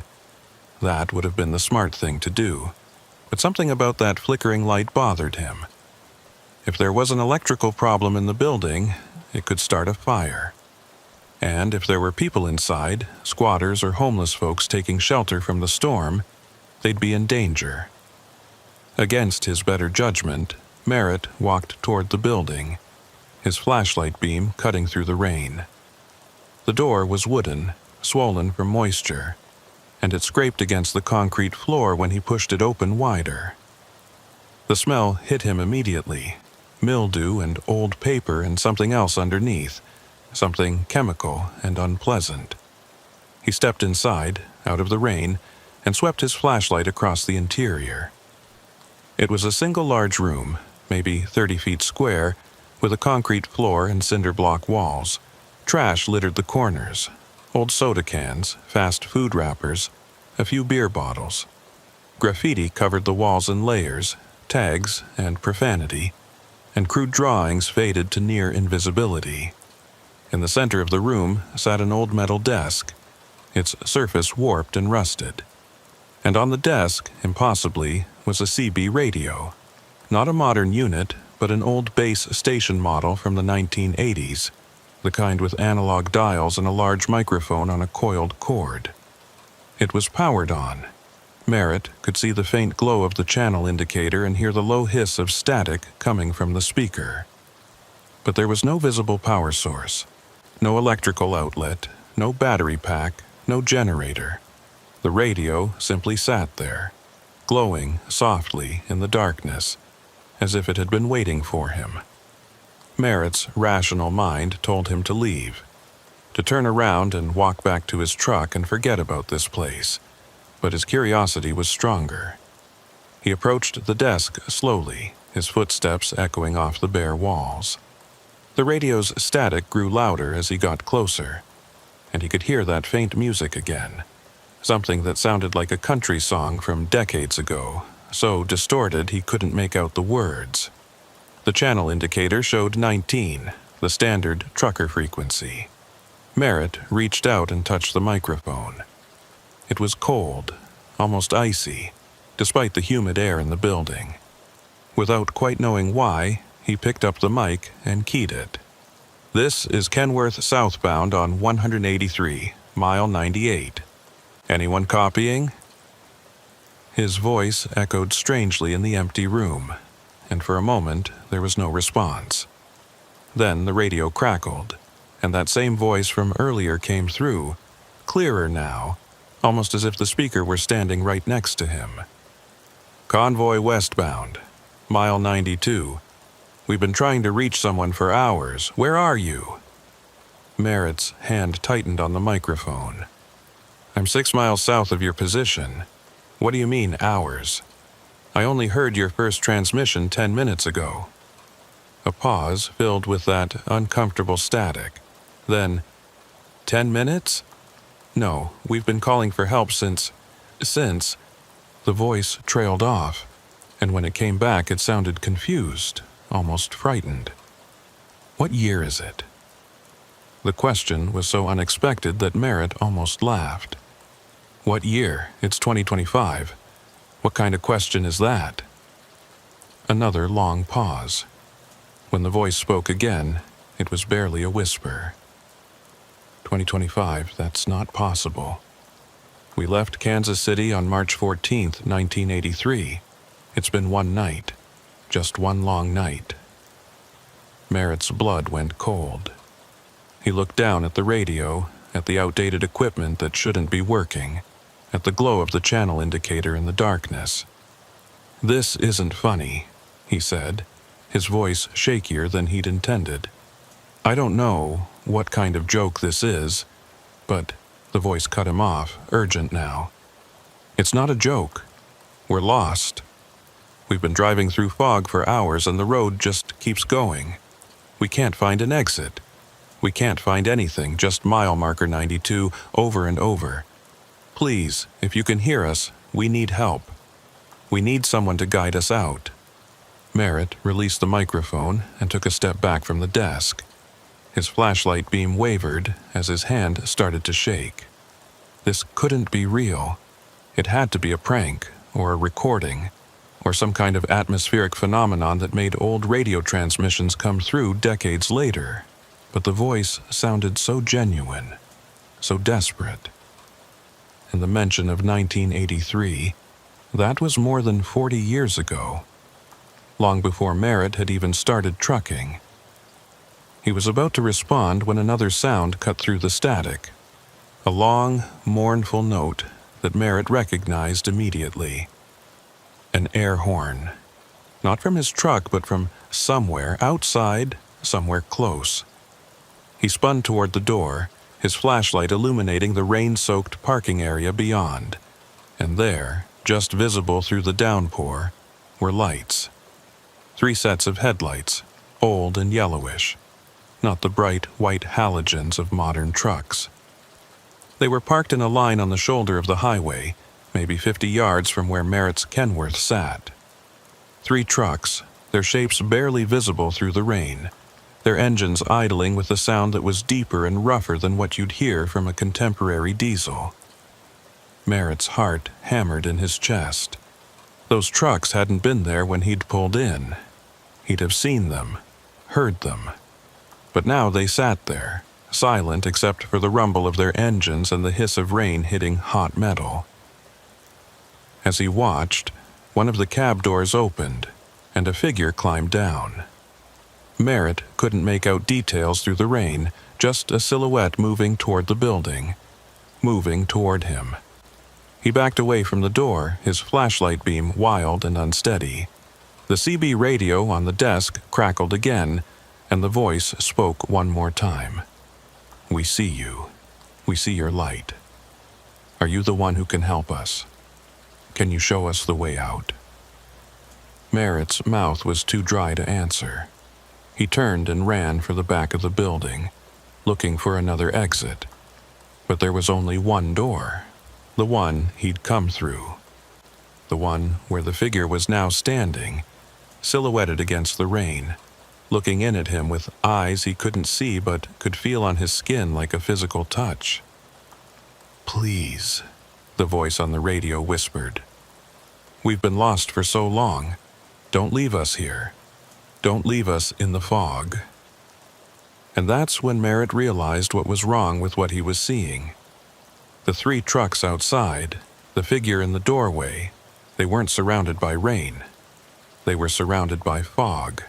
Thick, gray fog that swirled and eddied around them. Fog that had nothing to do with the storm that was currently drowning everything else in water. Fog that shouldn't exist, couldn't exist, but was there anyway. Rolling closer, reaching toward the building like fingers stretching out to grab him. Merritt burst through the door and into the rain, his boots splashing through puddles as he ran for his Kenworth.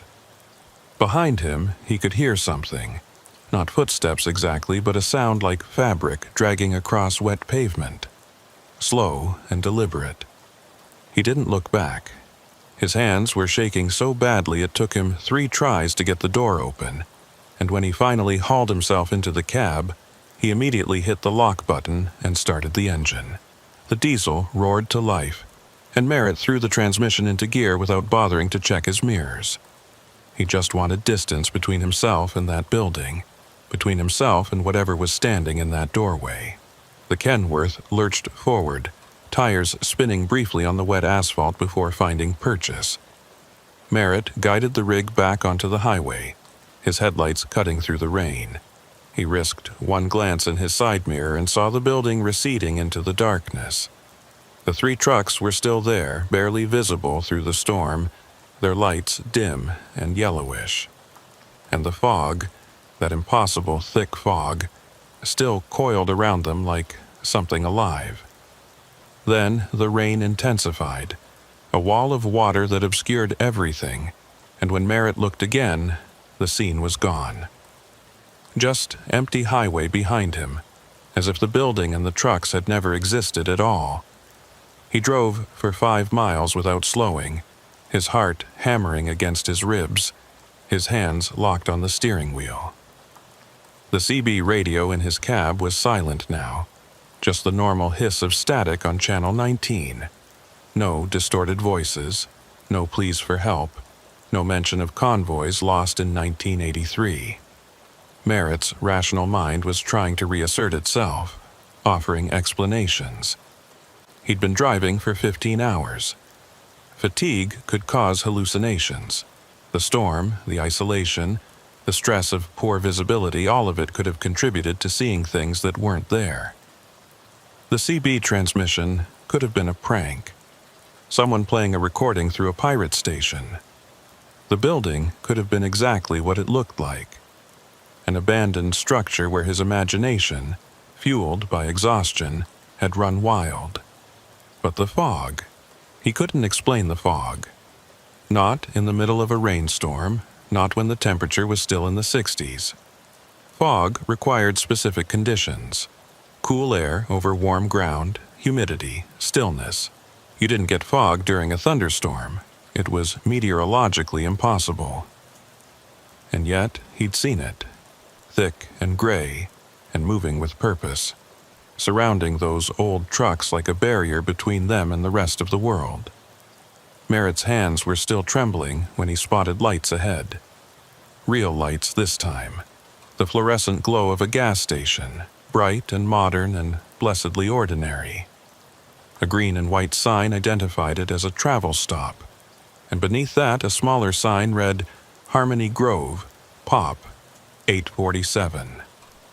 Merritt pulled into the parking lot and found a spot away from the pumps, near the edge of the lot where he could see both the highway and the store entrance. He killed the engine and sat for a moment, trying to calm his breathing. The rain was still coming down hard, drumming on the roof, but here under the station's lights, it felt manageable, normal. Through the store windows he could see a clerk behind the counter and a couple of customers browsing the aisles. Normal people doing normal things. The sight was so comforting that Merritt almost laughed. He grabbed his rain jacket and made a run for the entrance, pushing through the door into air-conditioned warmth. The clerk looked up, a woman in her 50s with gray hair pulled back in a ponytail and tired eyes that suggested she'd been working the night shift for too many years. "Rough night out there," she said, more statement than question. Merritt nodded, peeling off his wet jacket. "You could say that. How far back does this storm system extend?" The woman glanced at a small television mounted behind the counter, where a weather map showed a massive green and red blob covering half of Oklahoma.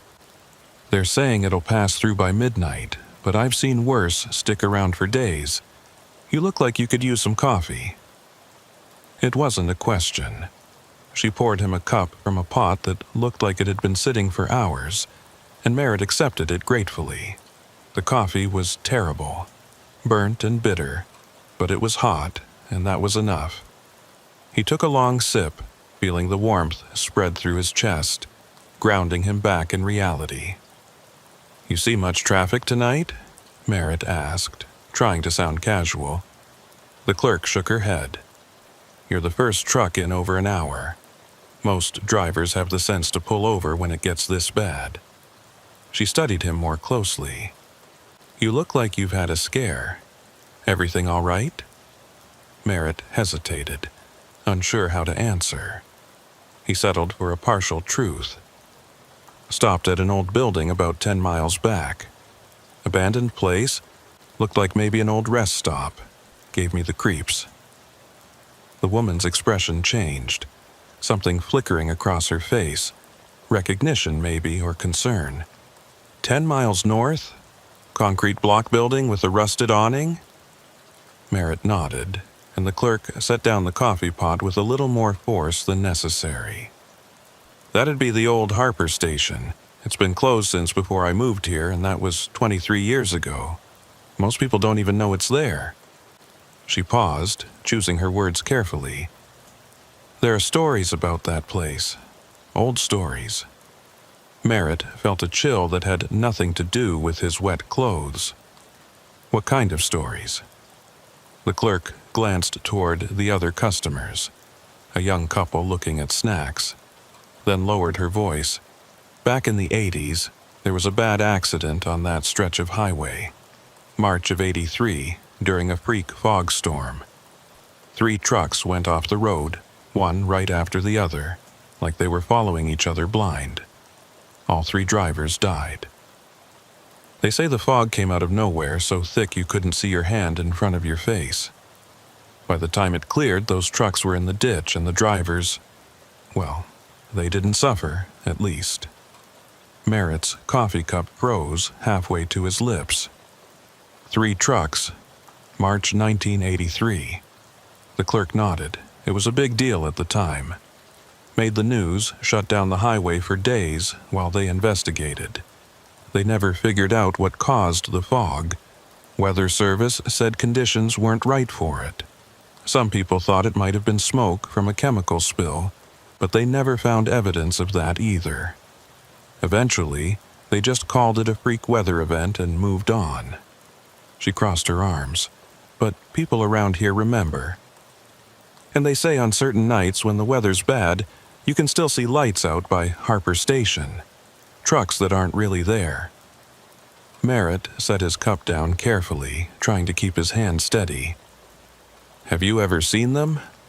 The clerk shook her head. "I don't drive that route at night if I can help it, but I know people who have.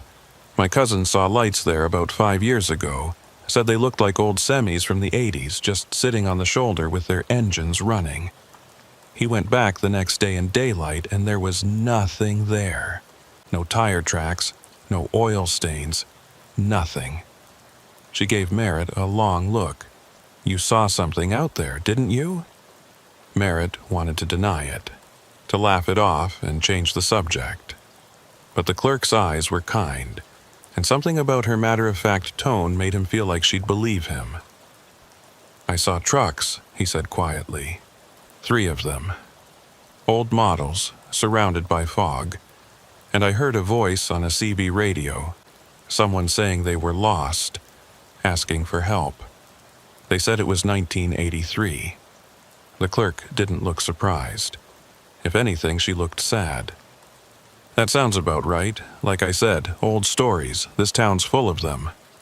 Before Merritt could respond, the door opened and another man entered, shaking rain from his jacket. He was in his early 60s, barrel-chested, with a weathered face and the kind of bearing that suggested either military or law enforcement. He nodded to the clerk. "Evening, Rita." His eyes moved to Merritt, taking in the truck driver's gear and wet clothes. "You the Kenworth out in the lot?" Merritt nodded. The man extended a hand. "Sheriff Calder Knox. Saw your rig and figured I'd check in, make sure you're not having any trouble. This storm's brought down a few trees and power lines north of here." Merritt shook the sheriff's hand, noting the firm grip and the calluses of someone who worked with his hands. "Merritt Quayle. I'm fine, just waiting out the weather." Knox studied him for a moment, the kind of assessing look that cops develop after years on the job. "You look a little rattled, if you don't mind my saying. Run into something on the road?" Rita, the clerk, spoke up before Merritt could answer. "He stopped at Harper Station."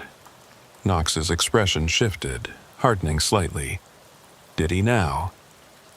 It wasn't a question. The sheriff pulled out a stool and sat down heavily. "What did you see out there?" Merritt glanced at Rita, who gave him an encouraging nod, then back to Knox. Something about the sheriff's tone suggested this wasn't idle curiosity. "I saw 3 trucks. Old ones, maybe from the 80s. They were surrounded by fog, which didn't make sense given the rain. And I heard a CB transmission from someone claiming to be part of a convoy that got lost in 1983. He waited for Knox to laugh or tell him he was crazy, but the sheriff just nodded slowly. "March 14th, 1983. I was a deputy back then, first on the scene. Found those 3 trucks in the ditch, drivers already gone. It was the strangest thing I've ever responded to, and I've been in law enforcement for 40 years. Knox pulled off his cap and ran a hand through his thinning gray hair. "The fog that night was unnatural. I don't mean that in a spooky way. I mean it literally didn't make sense. It was warm, no wind, and suddenly this fog bank rolled in like a wall, thick as cotton, cold as ice. It sat over that stretch of highway for maybe an hour, then lifted just as fast as it came. When it cleared, we found the trucks." He looked at Merritt directly.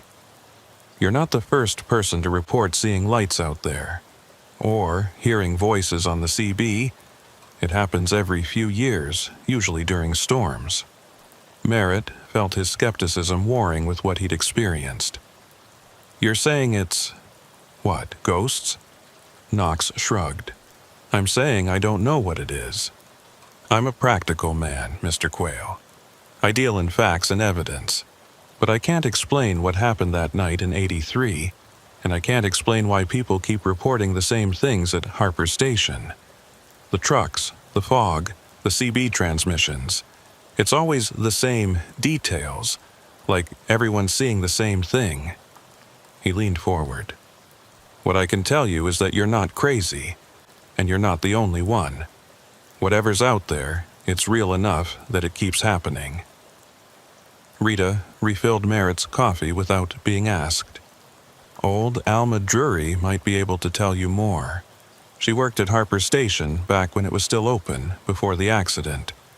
She's in her 80s now, lives over on Elm Street, sharp as a tack, remembers everything. Knox nodded. Alma's been going on about that place for years, claims there was something wrong with it even before the accident, though she could never say exactly what. If you want answers, she's your best bet. He stood and put his cap back on. But if you're smart, Mr. Quayle, you'll finish your coffee, wait for the storm to pass, and keep driving. Some questions don't have good answers. Merritt sat in the gas station for another 20 minutes, drinking bad coffee and trying to decide what to do. The rational thing would be to follow Knox's advice. Leave town. Get back on the highway. Forget about Harper Station and the impossible fog and the voices on the CB. He had a delivery to make in Amarillo, a schedule to keep. Getting involved in local mysteries wasn't part of his job description. But every time he closed his eyes, he saw those 3 trucks sitting on the shoulder, their lights dim and old, surrounded by that unnatural fog. And he heard that voice on the radio, desperate and lost, asking for help, asking someone to show them the way out. The rain was still falling when Merritt left the gas station, but it had lessened to a steady drizzle. He climbed into his Kenworth and sat for a moment. Engine idling, windshield wipers sweeping back and forth. He pulled out his phone and searched for Alma Drury, Harmony Grove, Oklahoma. The first result was a White Pages listing with an address on Elm Street. Merritt stared at it for a long moment, then put the truck in gear and followed his GPS through the small town's quiet streets. Harmony Grove was one of those prairie towns that time seemed to have forgotten. Most of the storefronts on Main Street were dark or boarded up, victims of the interstate bypass that had pulled traffic away 30 years ago. The houses were small and well-maintained, with neat yards and porches lit by yellow bug lights. Elm Street turned out to be on the eastern edge of town, where the pavement gave way to gravel and the streetlights were spaced farther apart. Merritt found the house number he was looking for, a small white bungalow with blue shutters and a porch swing that rocked gently in the wind.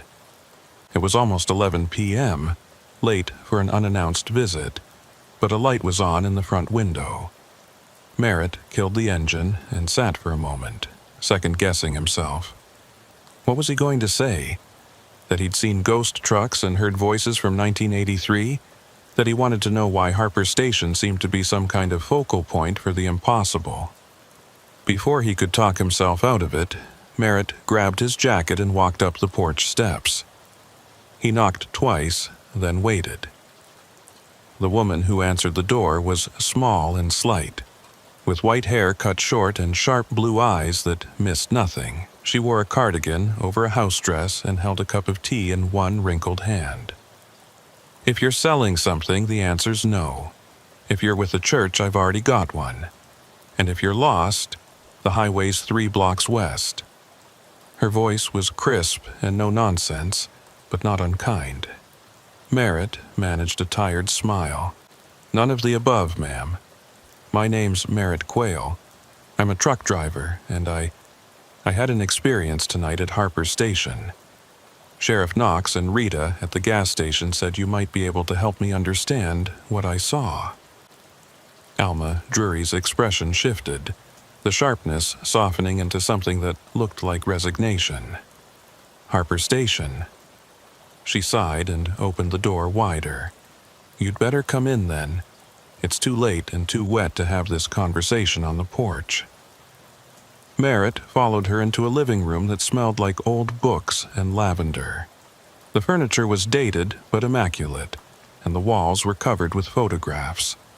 family pictures spanning decades, a wedding portrait from the 1960s, grandchildren and great-grandchildren at various ages. Alma gestured for him to sit on the sofa while she settled into a rocking chair across from him. "Tell me what you saw," she said, setting her tea down on a side table. "And don't leave anything out." So Merritt told her everything. The lights on the highway that disappeared, the abandoned building, and the CB radio that shouldn't have been working. The voice claiming to be from a convoy lost in 1983. The 3 trucks surrounded by fog in the middle of a rainstorm. When he finished, Alma was quiet for a long moment, her fingers steepled beneath her chin. "I worked at Harper Station from 1979 to early 1983, she said finally. It was a way station and rest stop, mostly used by truckers avoiding the interstate. Nice enough place, kept clean, always had coffee on, but there was something wrong with it, even back then. I couldn't put my finger on it, but the feeling was there, like the building was waiting for something." She paused, her eyes distant. "We'd get strange CB transmissions sometimes, voices that didn't sound quite right, asking for directions or help. At first we thought it was just atmospheric interference. Happens all the time with radio, but the voices were always the same. Always asking how to get out, how to find the highway, saying they were lost in fog." Merritt leaned forward. "But the accident didn't happen until March of '83. Were there transmissions before that?" Alma nodded. "For months before. Maybe even a year. We'd hear them late at night, mostly. Garbled voices on the CB saying they couldn't see the road, couldn't find mile markers. My supervisor reported it to the State Highway Department, but they didn't find anything wrong with the equipment. They said it was probably truckers pranking each other." She picked up her tea again, her hands steady despite her age. "Then came March 14th. I wasn't working that night. I'd gone home around 6 and the weather was fine. But around 9 p.m., I got a call from my supervisor saying there'd been a massive fog bank and a terrible accident. 3 trucks had gone into the ditch almost simultaneously. All 3 drivers dead.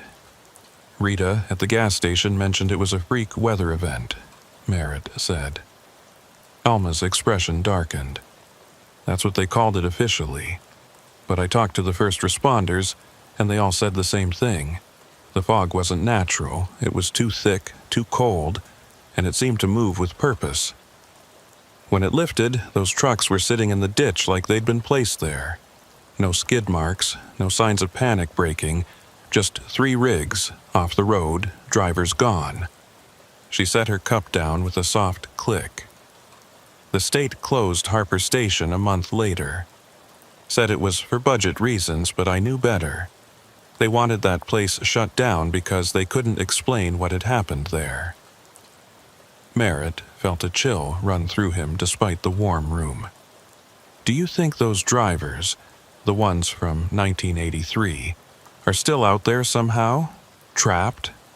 Alma's blue eyes met his. "I think something happened at Harper Station that night. Something that broke the normal rules. Time, space, reality. Call it what you want. Those drivers got caught in it, and they've been trying to find their way back ever since. The CB transmissions, the lights people see, the fog, it's all them. Still looking for the highway, still asking for help." She leaned back in her rocker. "I've heard the stories over the years. People like you, stopping at that building and seeing things they can't explain. I always tell them the same thing. There's nothing you can do for those drivers. They're beyond help now. The best thing is to stay away and let them be." "But what if there's a way to help them?" Merritt heard himself say. "What if there's something that could guide them out, show them the way back?" Alma shook her head sadly. "You can't guide someone out of a place that doesn't exist anymore. That fog, that night in 1983, it's gone. But somehow, those drivers are still in it, still experiencing that same moment over and over. It's like they're caught in a loop, and nothing from our world can reach them. She stood slowly, signaling that the conversation was over. "Go back to your truck, Mr. Quayle. Get back on the highway and keep driving. Don't go looking for Harper Station again. Some roads, once you leave them, you should never return to." Merritt left Alma Drury's house with more questions than answers. He sat in his Kenworth for a long time, the engine running, the wipers pushing away the light drizzle. Everything Alma had said made a kind of terrible sense. The transmissions he'd heard, the desperation in that voice, it wasn't happening in real time. It was an echo, a recording of something that had already occurred 42 years ago, playing on an endless loop. Those drivers weren't calling for help now. They were still calling for help from March 14th, 1983, unaware that decades had passed and they were long dead. But that didn't explain the fog, or the figures he'd seen, or the feeling that something in that building had been aware of him, reaching out across time to pull him in. Merritt pulled out his phone and searched for the accident report from 1983. It took some digging, but he finally found a scanned newspaper article from the Harmony Grove Gazette. The headline read, "3 truckers die in mysterious fog accident." Below it were grainy photos of the crash site and headshots of the victims. Merritt's chest tightened as he read their names. Daniel Pritchett, 41. Raymond Kolb, 38. Marcus Voss, 52. 3 men with families, with lives, with futures that ended in a ditch on a foggy night in 1983. The article included quotes from witnesses, other drivers who'd been on the highway that night but had somehow avoided the fog bank. One described it as a wall of gray that appeared out of nowhere. Another said, "I saw their taillights disappear into it, and then nothing. Just silence."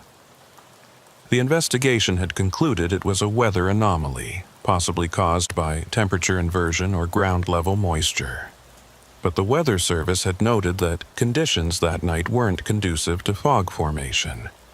The case was closed, the families compensated, and Harper Station eventually shut down. Just another tragic accident on a dangerous stretch of highway. Except it wasn't just an accident. Merritt could feel that truth settling in his bones.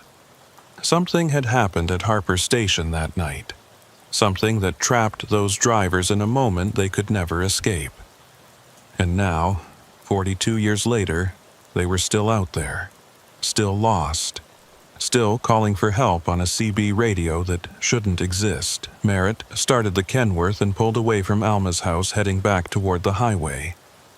The rain had stopped completely now, leaving the streets wet and shining under the streetlights. Above, the clouds were beginning to break apart, revealing patches of dark sky and a few stars. By the time Merritt reached the highway, the storm had passed. The road ahead was clear and empty, stretching south toward Amarillo. But as he accelerated and the miles began to roll past, Merritt couldn't stop thinking about those 3 drivers. Pritchett, Kolb, Voss, men who'd been doing their jobs, hauling freight across the heartland, when something impossible reached out and pulled them from the world. He thought about their voices on the CB, asking for guidance, begging someone to show them the way out. And he thought about the fog, that unnatural, impossible fog that surrounded their trucks like a prison made of gray air. Merritt drove through the night, his cargo secure, his schedule back on track. But a part of him was still back at Harper Station, standing in that abandoned building, listening to the desperate plea of men who'd been lost for over 4 decades. And he knew, with a certainty that frightened him, that this wasn't over. That sooner or later, he'd have to go back to that place and figure out what really happened there. Not because he wanted to, but because those drivers deserved better than to spend eternity calling for help that would never come. The highway stretched ahead, dark and endless, and somewhere behind him, in the darkness and the rain, Harper Station waited. The CB radio still glowing, the fog still swirling, and 3 trucks still sitting on the shoulder, their drivers trapped in a moment that refused to end. Merritt made his delivery to Amarillo on schedule, unloaded the agricultural equipment without incident, and picked up his next load, a shipment of computer parts heading north to Wichita. It should have been routine, just another job in an endless string of jobs that defined his life on the road. But he couldn't focus. Every time he stopped for fuel or food, he found himself searching for more information about the 1983 accident. He downloaded old newspaper archives to his phone, read accident reports filed with the National Transportation Safety Board, even found a forum thread from 2003 where someone had posted about seeing phantom trucks near Harmony Grove. The details were always consistent. 3 trucks. Dense fog. Voices on CB radios asking for help, claiming to be lost, and always the same location, Harper Station, mile marker 98 on U.S. Route 183. Merritt couldn't let it go. Those 3 drivers, Pritchett, Kolb, Voss, had been doing exactly what he did every day. They'd been hauling freight, following their routes, probably thinking about getting home to their families. And then something had reached out and trapped them in a loop they couldn't escape. It wasn't fair. It wasn't right. And the more Merritt thought about it, the more convinced he became that someone needed to try to help them. Sheriff Knox had said the transmissions happened during storms. Alma Drury had mentioned the voices appeared late at night.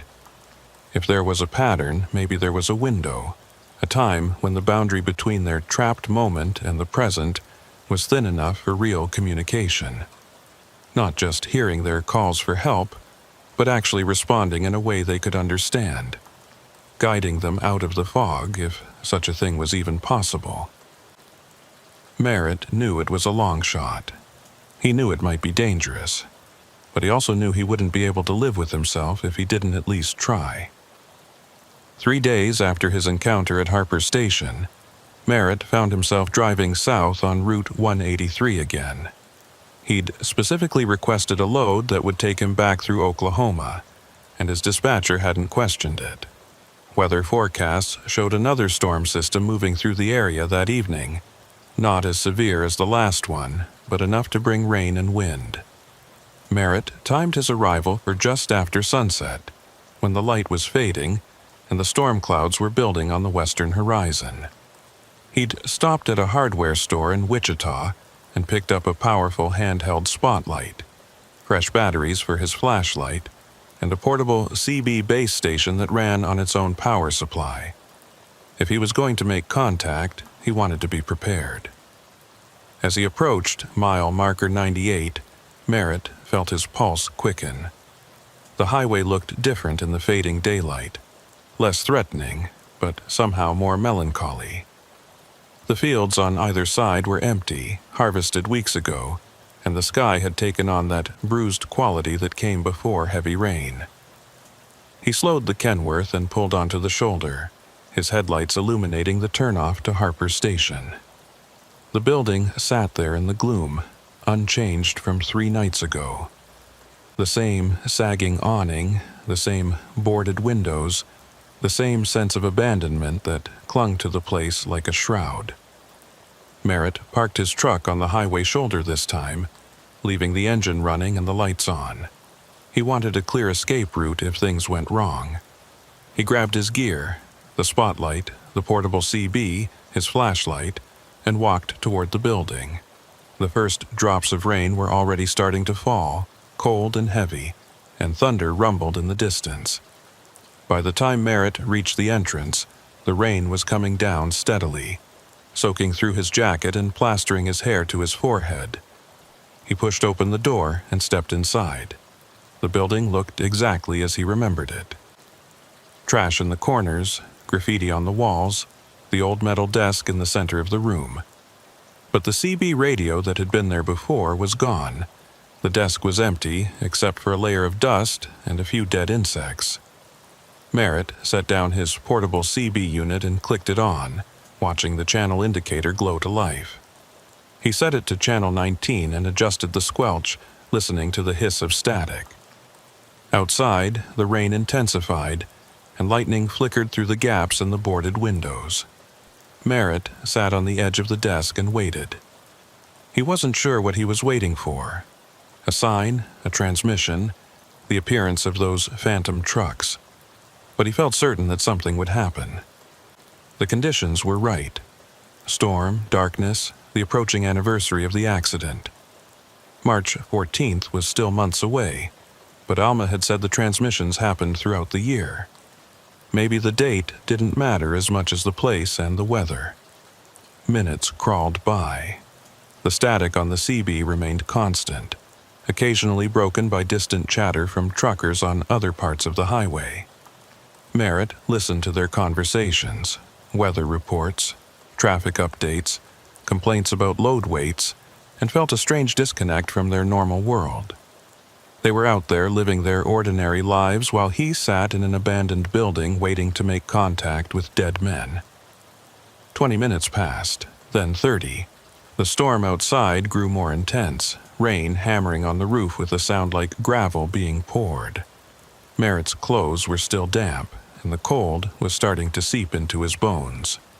He was beginning to think this had been a mistake, that maybe Alma was right and there was nothing he could do, when the CB crackled. Not with static this time, but with a voice. Faint at first, barely audible beneath the interference, but growing stronger. Mile marker 92, can't find the road. Fog's too thick. Merritt's hand shot to the microphone. This is Merritt Quayle at Harper Station. Mile 98. I can hear you. What's your location? The response came back distorted, like it was being filtered through water. Mile 92. We've been circling for hours. Can't see anything but gray. 3 trucks, westbound convoy, need guidance. Merritt's heart pounded. This was it. The same transmission from 3 nights ago, but this time he was ready. Convoy, I'm going to try to guide you to my location. You need to head south. Follow mile markers south from 92 to 98. Can you see the markers? A long pause filled with static. Then, markers are there and gone. Everything's shifting. Can't trust what we see. The voice sounded different now. Younger? More frightened. Merritt realized he might be talking to one of the other drivers, not the same one from before. Listen to me carefully, Merritt said, keeping his voice calm and steady. You're caught in something that happened in 1983, a fog storm on March 14th. You and 2 other drivers had an accident. What you're experiencing isn't real anymore. It's a memory, a loop. You need to break out of it. The static surged, and for a moment Merritt thought he'd lost the signal. Then the voice came back, panicked now.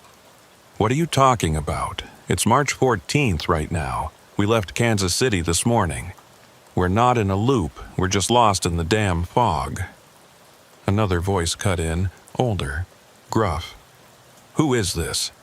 If you're trying to help, just tell us which way to go. We don't need a philosophy lesson. Merritt closed his eyes, trying to think. They didn't know they were dead. They didn't know decades had passed. To them, it was still that night, still the same endless drive through fog that wouldn't lift. All right, Merritt said. Forget what I said. Let's focus on getting you to safety. I'm at a rest stop at mile 98. I've got lights on. If you can see any light through the fog, head toward it. Silence. Then the first voice again, uncertain.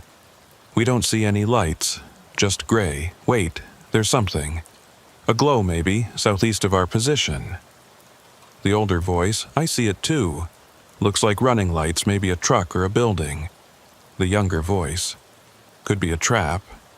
Could be someone trying to lure us off the road. Merritt felt frustration rising but pushed it down. It's not a trap. I'm here to help you. Head toward the light, slowly. Use your low beams and your fog lights if you have them. Take it easy." He stood and grabbed his spotlight, moving to the door. If they were seeing a glow, maybe they were seeing his truck's lights on the highway. He pushed the door open and stepped out into the rain, then clicked on the spotlight and aimed it toward the northern stretch of highway. The powerful beam cut through the darkness, illuminating the rain-slicked pavement and the fields beyond. For several long seconds, nothing happened. Merritt stood there in the downpour, holding the spotlight steady, watching the empty highway. Then, slowly, impossibly, fog began to form. Not everywhere, just in patches, low to the ground, coiling like smoke. It thickened as he watched, spreading across the road in tendrils that defied the rain and wind. Merritt's breath caught in his throat. The fog was appearing out of nowhere, just like the reports had described, and through it, faint and wavering, he saw lights. Headlights, old and yellow, moving slowly toward him through the impossible fog. Merritt keyed the CB again. "I see you. Keep coming. You're almost here." The voice on the radio responded, clearer now. "We see the light. It's brighter now. We're following it." The trucks emerged from the fog like ships appearing through mist. 3 of them, ancient freightliners and a Mack, their paint dulled by decades that hadn't existed for them. They moved slowly, almost dreamlike, their engines making a sound that was both there and not there, a ghost of mechanical noise layered over the rain. Merritt could see figures behind the windshields now, silhouettes of men leaning forward, peering through the fog that surrounded only them. The lead truck pulled onto the shoulder near Harper Station, its air brakes hissing in a way that sounded like a sigh. The other 2 followed, parking in a line just as Merritt had seen them 3 nights ago. The fog swirled around them, thick and gray, and utterly wrong for a rainstorm. Merritt lowered the spotlight but kept it on, providing a beacon in the darkness. For a long moment, nothing happened. Then the driver's door of the lead truck opened, and a man stepped down.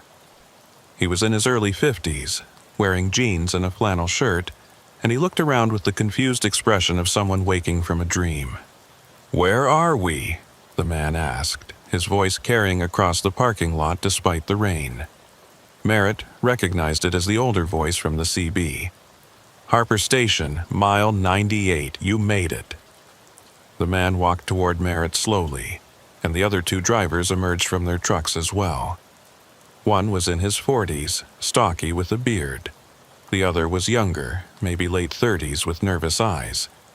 They all looked solid, real, not like ghosts or apparitions. But the fog clung to them, moving when they moved like it was part of them. The older driver, Pritchett, Merritt realized, Daniel Pritchett, stopped a few feet away and studied Merritt with a frown. "You the one who guided us in?" Merritt nodded. "Yeah, Merritt Quayle." Pritchett looked around at the building, at Merritt's Kenworth parked on the highway with its lights blazing, at the rain that should have been washing away the fog but wasn't. "This doesn't look right. Where's the staff? Where are the other trucks?" The younger driver spoke up, his voice shaking. "Something's wrong. This place feels wrong." Merritt took a breath, choosing his words carefully. "You're at Harper Station, but not the way you remember it. The station closed down a long time ago. What you're experiencing, the fog, being lost, it's not real. Not anymore." The bearded driver, Kolb, Raymond Kolb, shook his head. "What are you talking about? We've been driving through this fog for hours. It's real. We're real." He held up his hands, as if to prove his solidity. "I can feel the rain. I can feel the cold. How is this not real?" "Because it's March 14th, 1983 for you," Merritt said gently. "But it's October 2025 for me. You had an accident that night. All 3 of you. The fog caused you to go off the road. You didn't survive." The words hung in the air, and Merritt watched their faces change, confusion giving way to denial, then to something that looked like dawning horror. Pritchett shook his head. "No, that's not. We just left Kansas City this morning. My wife's expecting me home in 3 days. I talked to her on the phone at the last truck stop." "You've been reliving that night over and over," Merritt pressed on, hating every word but knowing he had to say them. "You're caught in a loop, trapped in the moment of your accident. That's why you can't find the road. That's why the fog never lifts. You're not lost in space, you're lost in time." Marcus Voss, the younger driver, backed away, his face pale. "This is insane. You're insane." But his eyes were fixed on Merritt's truck, on the modern design, the LED lights, the digital displays visible through the windows, things that wouldn't have existed in 1983. Pritchett's denial was wavering. Merritt could see it. "If what you're saying is true, then why are we here now? Why can you see us?" Merritt shook his head. "I don't know. Maybe the conditions are right. Maybe the anniversary is coming up, and the barrier between your time and mine is thinner. Or maybe it's because I came here specifically to try to reach you, to help you." Kolb laughed, a bitter sound. "Help us? How can you help dead men?" Merritt didn't have an answer for that. He'd come here with the vague idea that making contact would be enough, that somehow showing them the truth would set them free. But looking at these 3 men, solid and real and trapped in a nightmare they couldn't escape, he realized how naive that was. "I don't know if I can help," Merritt admitted, "but I wanted you to know that people remember what happened to you, that you're not forgotten." Pritchett's expression softened slightly. "My family, are they—" He couldn't finish the question. Merritt pulled out his phone and did a quick search. The obituary came up quickly. "Your wife Margaret passed away in 2014, but you have 3 children, Sarah, David, and Thomas. They're all still alive, grown now with families of their own." Tears welled in Pritchett's eyes. "They grew up without me." It wasn't a question. Merritt nodded, feeling the weight of it. He looked up the other 2 drivers and found similar information. Kolb's wife had remarried. Voss's young son had graduated college and become a teacher. Lives that had moved on, families that had mourned and eventually healed. The 3 drivers stood in silence, processing information that should have been impossible to hear. The fog around them seemed to pulse, thickening and thinning in rhythm with some unseen heartbeat. "What do we do now?" Voss asked quietly. "We can't go back. If we're already dead, if this is all just some kind of echo, then what's the point?" Merritt wished he had answers. Maybe knowing the truth is enough. Maybe accepting what happened will let you move on. Pritchett looked at him sharply. "Move on to what? Heaven? Hell? Or do we just stop existing?" Merritt couldn't answer that. He wasn't a priest or a philosopher. He was just a truck driver who'd stumbled into something far beyond his understanding. The CB radio in the building crackled to life again, and Sheriff Knox's voice came through. "This is Harmony Grove Sheriff's Department to any units in the vicinity of Harper Station. We've received reports of lights and vehicles at that location, requesting any available units respond." Merritt hurried back inside and grabbed the mic. "Sheriff Knox, this is Merritt Quayle. I'm at Harper Station. I'm fine, but—" He hesitated, unsure how to explain what was happening. "You might want to come out here." Knox's response was immediate. "Stay where you are. I'm 10 minutes out." Merritt went back outside, but the scene had changed. The fog was thinning, pulling back like a tide receding. The 3 trucks were still there, but they looked different now. More transparent, less solid. The drivers were fading too, their edges blurring into the rain. Pritchett looked down at his hands and watched as they became translucent. We're going back, aren't we? Back into the loop. I don't know, Merritt said helplessly. Maybe, or maybe knowing the truth changed something. Kolb stepped forward, his voice urgent.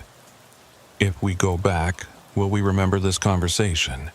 Will we know what happened to us? Merritt shook his head. I don't think so. I think you'll forget. And you'll be lost in the fog again, calling for help. The thought was unbearable. He'd reached them, connected with them, shown them the truth, and now they were going to slip back into their endless loop, doomed to repeat the same terrified hours forever. Voss spoke up, his voice surprisingly calm. Then maybe that's how it has to be. Maybe we're not meant to escape. He looked at Pritchett and Kolb. We had good lives, didn't we? Before the accident, families, careers, miles behind us. Not everyone gets that. Maybe this...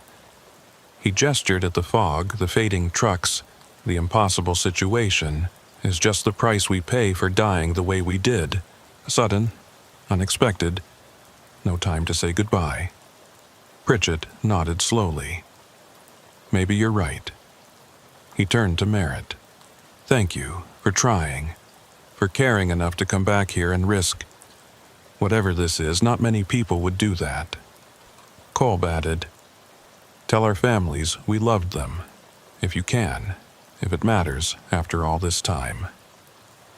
Merritt's throat was tight. I will. I promise. The fog closed in completely then, swallowing the 3 drivers and their trucks in a wall of gray. Merritt heard their engines one last time, that ghostly, layered sound, and then silence. The fog dissipated as quickly as it had formed, dissolving into the rain as if it had never existed. The parking lot was empty, except for Merritt and his spotlight in the rain hammering down. Sheriff Knox's patrol car pulled up 5 minutes later, lights flashing. The sheriff got out and walked over to where Merritt stood, soaked and shaking.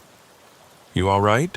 Knox asked, his voice gruff with concern. Merritt nodded, though he wasn't sure it was true. I saw them, the 3 drivers. We talked. Knox didn't look surprised. What did they say? Merritt told him everything. The conversation, the recognition that they were dead, the fading back into the fog. Knox listened without interrupting, his weathered face impossible to read in the darkness and rain. When Merritt finished, Knox was quiet for a long moment. Then he said, You did more than anyone else has ever done. You gave them a moment of clarity, even if it didn't last. That matters. Merritt wasn't sure he agreed, but he appreciated the sentiment. Knox gestured toward the building. Come on, let's get you somewhere dry. You can give me a full statement, and then you should get back on the road. This place... He glanced at Harper Station, at the dark windows and sagging awning. Isn't meant for the living.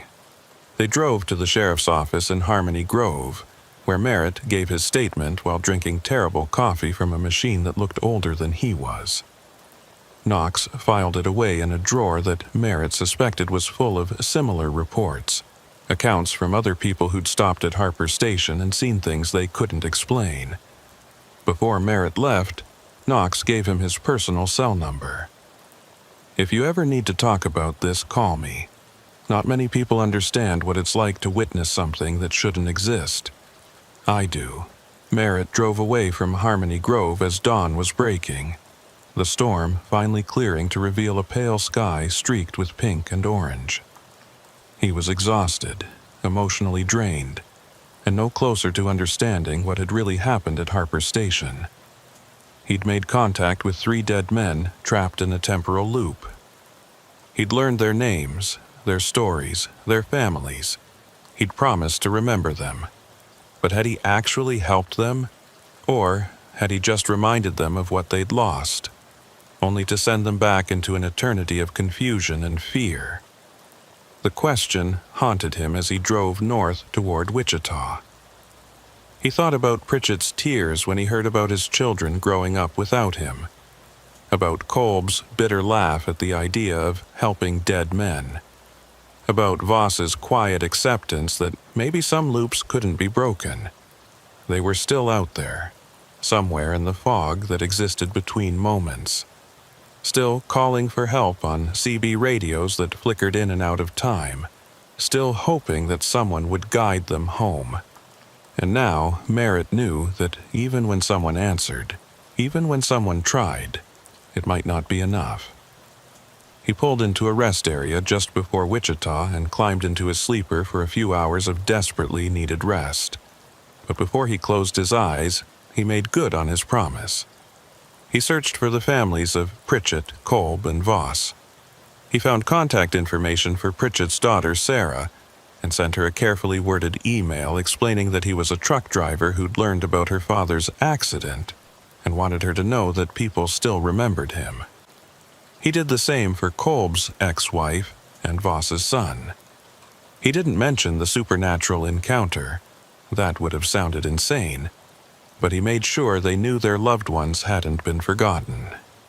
Whether the messages would matter, whether they'd bring comfort or just reopen old wounds, Merritt didn't know. But he'd made a promise to 3 men who'd died 42 years ago, and he intended to keep it. As he finally drifted off to sleep, Merritt's last thought was of Harper Station, sitting empty in the morning light, waiting for the next storm, waiting for the next lost soul to hear voices on the CB, waiting for the fog to roll in again and bring with it 3 trucks that couldn't find their way home. And somewhere in that fog, Daniel Pritchett, Raymond Kolb, and Marcus Voss were already forgetting, already slipping back into the loop, already calling for help that would come too late, again and again, forever. 6 weeks passed before Merritt drove Route 183 again. He'd avoided it deliberately, taking longer routes through Kansas and Nebraska even when they added hours to his schedule. His dispatcher had noticed and asked if there was a problem with that highway, maybe construction delays or way station issues. Merritt had made up an excuse about road conditions, and the dispatcher had let it drop. But eventually, the routes aligned in a way that made avoiding 183 impractical, and Merritt found himself heading south through Oklahoma on a cold November afternoon. The responses to his emails had been mixed. Sarah Pritchett, Daniel's daughter, had written back with gratitude, saying it meant a lot to know that strangers still remembered her father decades after his death. She'd included a photo of the Pritchett family from 1982, Daniel standing beside his rig with his wife and 3 children, everyone smiling. Merritt had saved the photo on his phone, though looking at it always made his chest ache. Raymond Kolb's ex-wife had sent a brief, polite reply thanking him for reaching out. Marcus Voss's son hadn't responded at all, and Merritt didn't blame him. Sometimes the past was better left alone, but the encounters at Harper Station had changed something in Merritt. He found himself thinking differently about the road, about the endless miles of highway that connected cities and states and lives. How many other places were there like Harper Station? How many accidents and tragedies had left their marks on the landscape in ways that couldn't be explained by normal physics or logic? He'd started noticing things he'd never paid attention to before. Abandoned rest stops, old way stations, stretches of highway where the CB would go strange for no apparent reason. The road, he realized, had its own memory, and sometimes that memory refused to fade. As Merritt approached mile marker 98, he felt his pulse quicken despite his best efforts to stay calm. It was mid-afternoon, no rain in the forecast, clear skies and moderate temperatures. Nothing like the storm conditions that seemed to trigger the phenomenon. He told himself he was just passing through, that there was no reason to stop, no reason to even look at Harper Station as he drove by. But his eyes were drawn to the turnoff anyway, and before he quite realized what he was doing, Merritt had slowed the Kenworth and pulled onto the shoulder. The building looked the same in daylight, maybe worse, actually, with the sun illuminating every crack in the concrete, every rust stain, every board nailed over the windows. It was just an abandoned structure, unremarkable and slowly collapsing under its own weight. There were no trucks parked nearby, no fog, no mysterious lights, just a relic from a different era of highway travel, forgotten and left to decay. Merritt sat with the engine idling, staring at the place where he'd spoken to 3 dead men. Had it really happened? In the cold light of day, with no storm to blur the edges of reality, the whole experience felt like a dream. Maybe that's all it had been. Exhaustion-induced hallucinations, his mind filling in details from the stories he'd heard.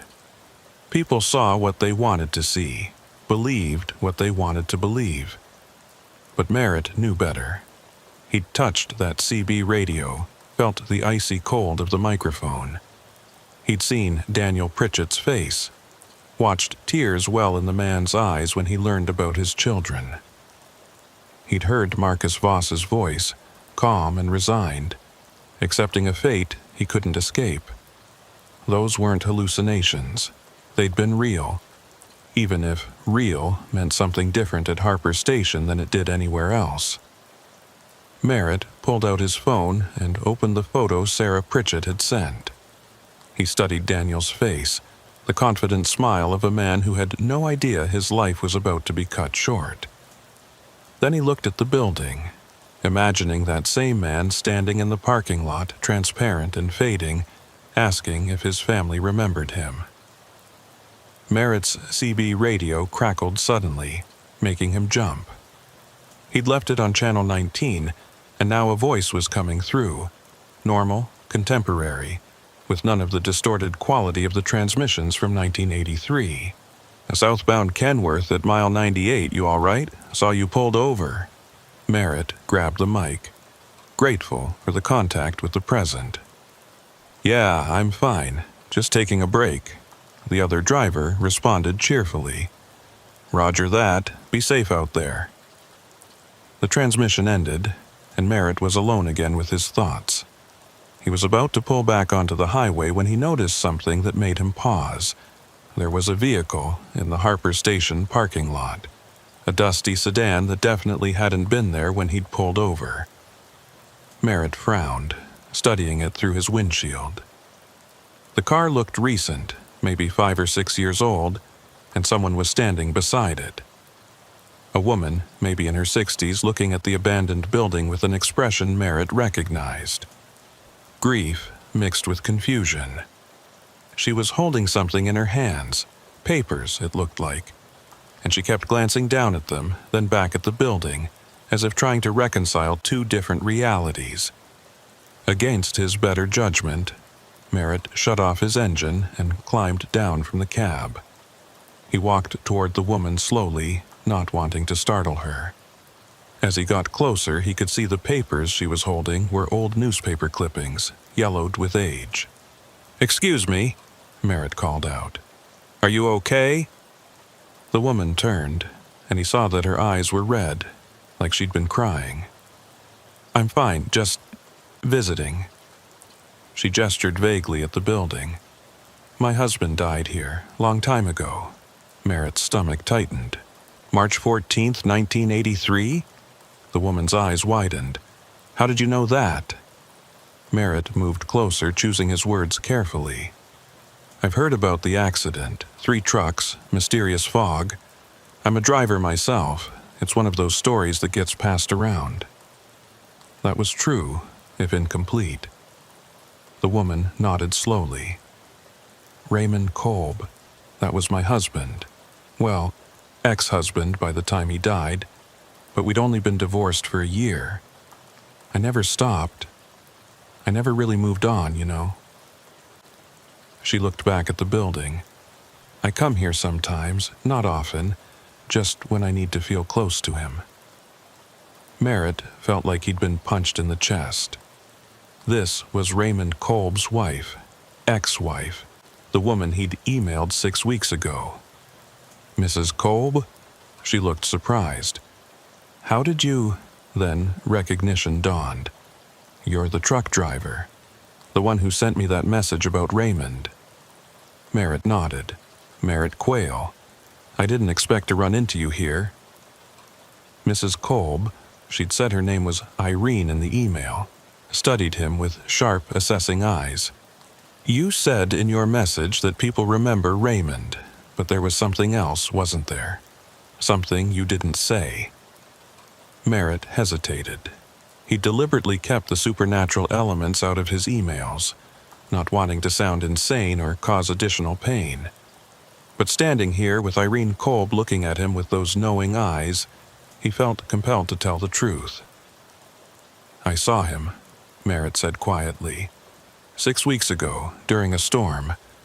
I was at Harper Station, and I made contact with him and the other 2 drivers. We talked. Irene didn't look shocked or skeptical. She just nodded, like he'd confirmed something she'd already suspected. What did he say? He was confused at first, didn't understand what was happening. But when I told him the truth, that it was 2025, that he'd been gone for decades, he accepted it. He asked me to tell his family that he loved them. Merritt paused. He seemed at peace with it in the end, as much as anyone could be in that situation. Irene's eyes filled with tears. Was he in pain? Merritt shook his head. No, not physical pain, but he was lost. They all were, trapped in that night, reliving it over and over. Irene wiped her eyes and looked at the building again. I've felt him here. I know that sounds crazy, but I have. Sometimes when I come here at night, I hear things on the CB radio in my car, voices asking for help. I always thought it was my imagination, my grief, making me hear what I wanted to hear. But maybe it was really him. She turned back to Merritt. Can you help them? Can you free them? Merritt felt the weight of that question settle on his shoulders. I tried. I guided them to this location, made them understand what happened. But they just faded back into the fog. They forgot everything. I don't think they can be freed. I think they're part of this place now, locked into that moment. Irene was quiet for a long time, staring at the building. When she finally spoke, her voice was soft. Then at least they're not alone. At least they have each other. It was a bleak comfort, but Merritt supposed it was something. 3 men trapped in an eternal loop, calling for help that would never come, dying over and over in fog that never lifted. But they were dying together, experiencing the same confusion and fear. Not alone, never alone. I should go, Irene said, tucking the newspaper clippings back into her purse. Thank you for telling me, for being honest. Mrs. Kolb, Irene, one more thing. Merritt pulled out his phone and opened the voice recorder app. If you want, you could leave a message. I don't know if they can hear it, if it would reach them somehow. But maybe during the next storm if the conditions are right. He trailed off, not sure how to finish. Irene understood. She took the phone and held it close to her mouth, her hands trembling slightly. Raymond, it's Irene. I don't know if you can hear this, but I want you to know that I forgive you. For everything. And I never stopped loving you. I hope wherever you are, whatever you're experiencing, you feel that love. You're not forgotten. You never will be. She handed the phone back to Merritt, and he saved the recording. He had no idea if it would do any good, but it felt important to have tried. They walked back to their vehicles together, 2 strangers connected by grief and impossible circumstances. Before Irene got into her car, she touched Merritt's arm. "Be careful on this highway. There are more places like Harper Station than people realize. Places where the past won't let go." Merritt nodded, thinking about all the abandoned rest stops and forgotten way stations scattered across thousands of miles of American highway. How many of them held similar stories? How many accidents and tragedies had left marks that couldn't be seen but could be felt? He watched Irene drive away, then climbed back into his Kenworth. But before he pulled onto the highway, he made a decision. He opened the CB radio panel and set it to record on a loop. If Harper Station was going to continue reaching out, if those 3 drivers were going to keep calling for help, then maybe someone should document it. Not to prove anything. Merritt didn't need proof anymore, but to preserve their voices. To make sure that even if they couldn't escape their loop, even if they were doomed to repeat that night forever, someone would remember. Someone would listen. Over the following months, Merritt made a point of driving through Harper Station whenever his routes allowed. He timed some of his trips to coincide with storms, but he also stopped during clear weather at different times of day and night. The CB recordings captured hours of static, occasional normal trucker chatter, and, 3 times, fragments of those distorted voices asking for guidance through fog. The transmissions were never as clear as that night when he'd made full contact, but they were there. Proof, if he needed it, that something lingered at mile marker 98. Merritt shared the recordings with Sheriff Knox, who added them to his growing file of Harper Station reports. Knox mentioned that the incidents were becoming more frequent, more people stopping there, more sightings of lights and fog. "It's like whatever happened in 1983 is getting stronger," Knox said during one of their phone calls. "Or maybe more desperate. I don't know which is worse." Merritt didn't have an answer. He'd stopped trying to understand the mechanics of what was happening at Harper Station. You couldn't apply logic to something that existed outside normal time and space. What troubled him more was the possibility that Harper Station wasn't unique. He'd started researching other trucking accidents, looking for patterns. Crashes that happened in fog or unusual weather. Drivers who'd disappeared without explanation. Stretches of highway where CB radios consistently malfunctioned. The list was longer than he'd expected. There was a rest area outside Flagstaff, where drivers reported seeing a phantom semi from the 1970s. A way station in Montana where people heard voices speaking in languages that hadn't been used in decades. A truck stop in Pennsylvania where the fuel pumps sometimes ran backward, as if time itself was flowing in the wrong direction. The road remembered. That was the conclusion Merritt couldn't escape. Highways were more than just pavement and paint. They were repositories of human experience, witnesses to countless journeys and tragedies. And sometimes, in certain places where the veil between past and present grew thin, that memory became active, became tangible, became dangerous. Merritt started keeping a journal, documenting not just his experiences at Harper Station, but every strange occurrence he encountered on the road. The truck stop where his watch had stopped for exactly 3 minutes before starting again. The rest area where he'd seen his own Kenworth parked in a space he knew was empty.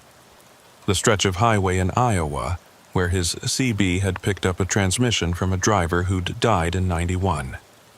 He wasn't sure what he planned to do with this information. Publish it? Share it with other drivers? Turn it over to researchers who studied paranormal phenomena? For now, he just recorded everything, creating a chronicle of the road's memory. Winter came, and with it, more storms. Merritt found himself driving through Harper Station on a night in early December, rain hammering down just like it had during his first encounter.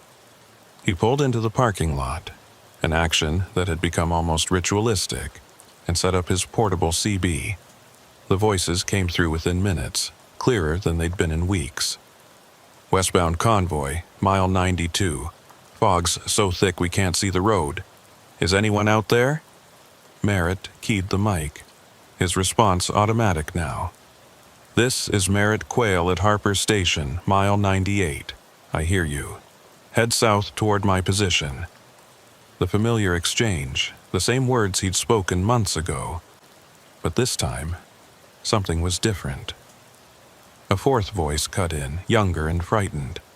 Who else is on this channel? I'm not with the convoy, I'm alone, and I think I took a wrong turn. There's fog everywhere, and my GPS stopped working. Merritt's blood ran cold. This wasn't one of the 1983 drivers. This was someone new, someone current, someone who was actually lost right now. Copy that. Where's your location? Merritt asked urgently. I don't know, the voice responded, panic rising. I've been driving for hours and I keep seeing the same mile markers over and over. Mile 92, then 95, then back to 92. It's like I'm going in circles. Merritt grabbed his phone and called Sheriff Knox, putting it on speaker while he continued trying to guide the lost driver. What kind of vehicle are you in? Merritt asked. Ford pickup, gray, heading south on 183. Please, I can't see anything but fog. I don't know what's happening. Knox answered on the second ring. Sheriff, we've got an active situation at Harper Station. Driver lost in fog near mile 92. Sounds like they're caught in the same phenomenon as the 83 accident. Knox's response was immediate and professional. I'm mobilizing units now. Keep them talking. Try to guide them to a safe location. Merritt spent the next 20 minutes on the CB, talking the panicked driver through their terror. The voices of the 1983 convoy faded in and out, sometimes overlapping with the new driver's transmissions, creating a disorienting chorus of past and present. Finally, headlights appeared through the rain, not old and yellow like the Phantom trucks, but modern LED beams. A gray Ford pickup pulled into Harper Station's parking lot and a young man jumped out, soaked and shaking. He was maybe 25, clearly terrified. And he ran toward Merritt's truck like it was the only solid thing in a shifting world. Merritt climbed down and met him halfway. You're safe. You're out of it. The young man was breathing hard, his eyes wild. What was that? What happened to me?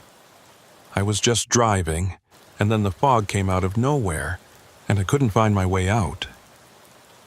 Sheriff Knox arrived 10 minutes later with 2 deputies. They took the young man's statement, checked his vehicle for mechanical problems, and found nothing wrong. No drugs or alcohol in his system, no medical conditions that would explain hallucinations. He was just a guy driving home from work who'd gotten caught in something he couldn't understand. Knox pulled Merritt aside while the deputies were finishing up. That's the first time we've had someone escape in real time. Usually, we just find abandoned vehicles or nothing at all. His expression was grim. Whatever's happening at Harper Station, it's escalating. It's not just playing back the 1983 accident anymore. It's actively trapping new people. Merritt felt a chill that had nothing to do with the cold rain. So what do we do? Close the highway? Put up warnings? Knox shook his head. On what grounds? That we have a supernatural phenomenon causing temporal distortions? The state would laugh us out of the room. Best we can do is increase patrols during storms and hope we can pull people out before they're lost for good. It was an inadequate response, and they both knew it. But what else could they do? You couldn't fight something that existed outside the normal laws of physics. You couldn't arrest fog that appeared out of season or shut down a highway because ghosts used it. The young man was eventually cleared to leave, though Knox recommended he take a different route home and not drive alone at night for a while. Before he left, he approached Merritt. Thank you for talking me through it. I thought I was going to die out there. Merritt nodded, not trusting himself to speak. Because the truth was, the young man had come very close to dying, or worse, to joining Pritchett, Kolb, and Voss in their eternal loop. One more voice calling for help on a CB radio, one more set of lights appearing during storms, one more tragedy absorbed into Harper Station's hungry memory. As winter deepened and the anniversary of the 1983 accident approached, Merritt found himself thinking more and more about what it all meant. He'd started this journey wanting to help 3 trapped drivers find peace. He'd failed. They were still out there, still lost, still calling for help. And now the phenomenon was spreading, catching new victims, expanding its reach. Maybe Alma Drury had been right. Maybe some roads, once traveled, could never be left behind. Maybe some places were meant to be avoided, their warnings heeded rather than investigated. But Merritt kept driving Route 183, kept stopping at Harper Station, kept recording the voices and documenting the experiences, because someone had to bear witness, someone had to remember. And if he couldn't free the trapped drivers, the least he could do was make sure they weren't forgotten, that their voices continued to be heard even if no one could answer them in a way that mattered. The road remembered. And as long as Merritt kept driving, as long as he kept listening, he would remember too. On the night of March 13th, one day before the anniversary, Merritt parked his Kenworth at Harper Station and waited.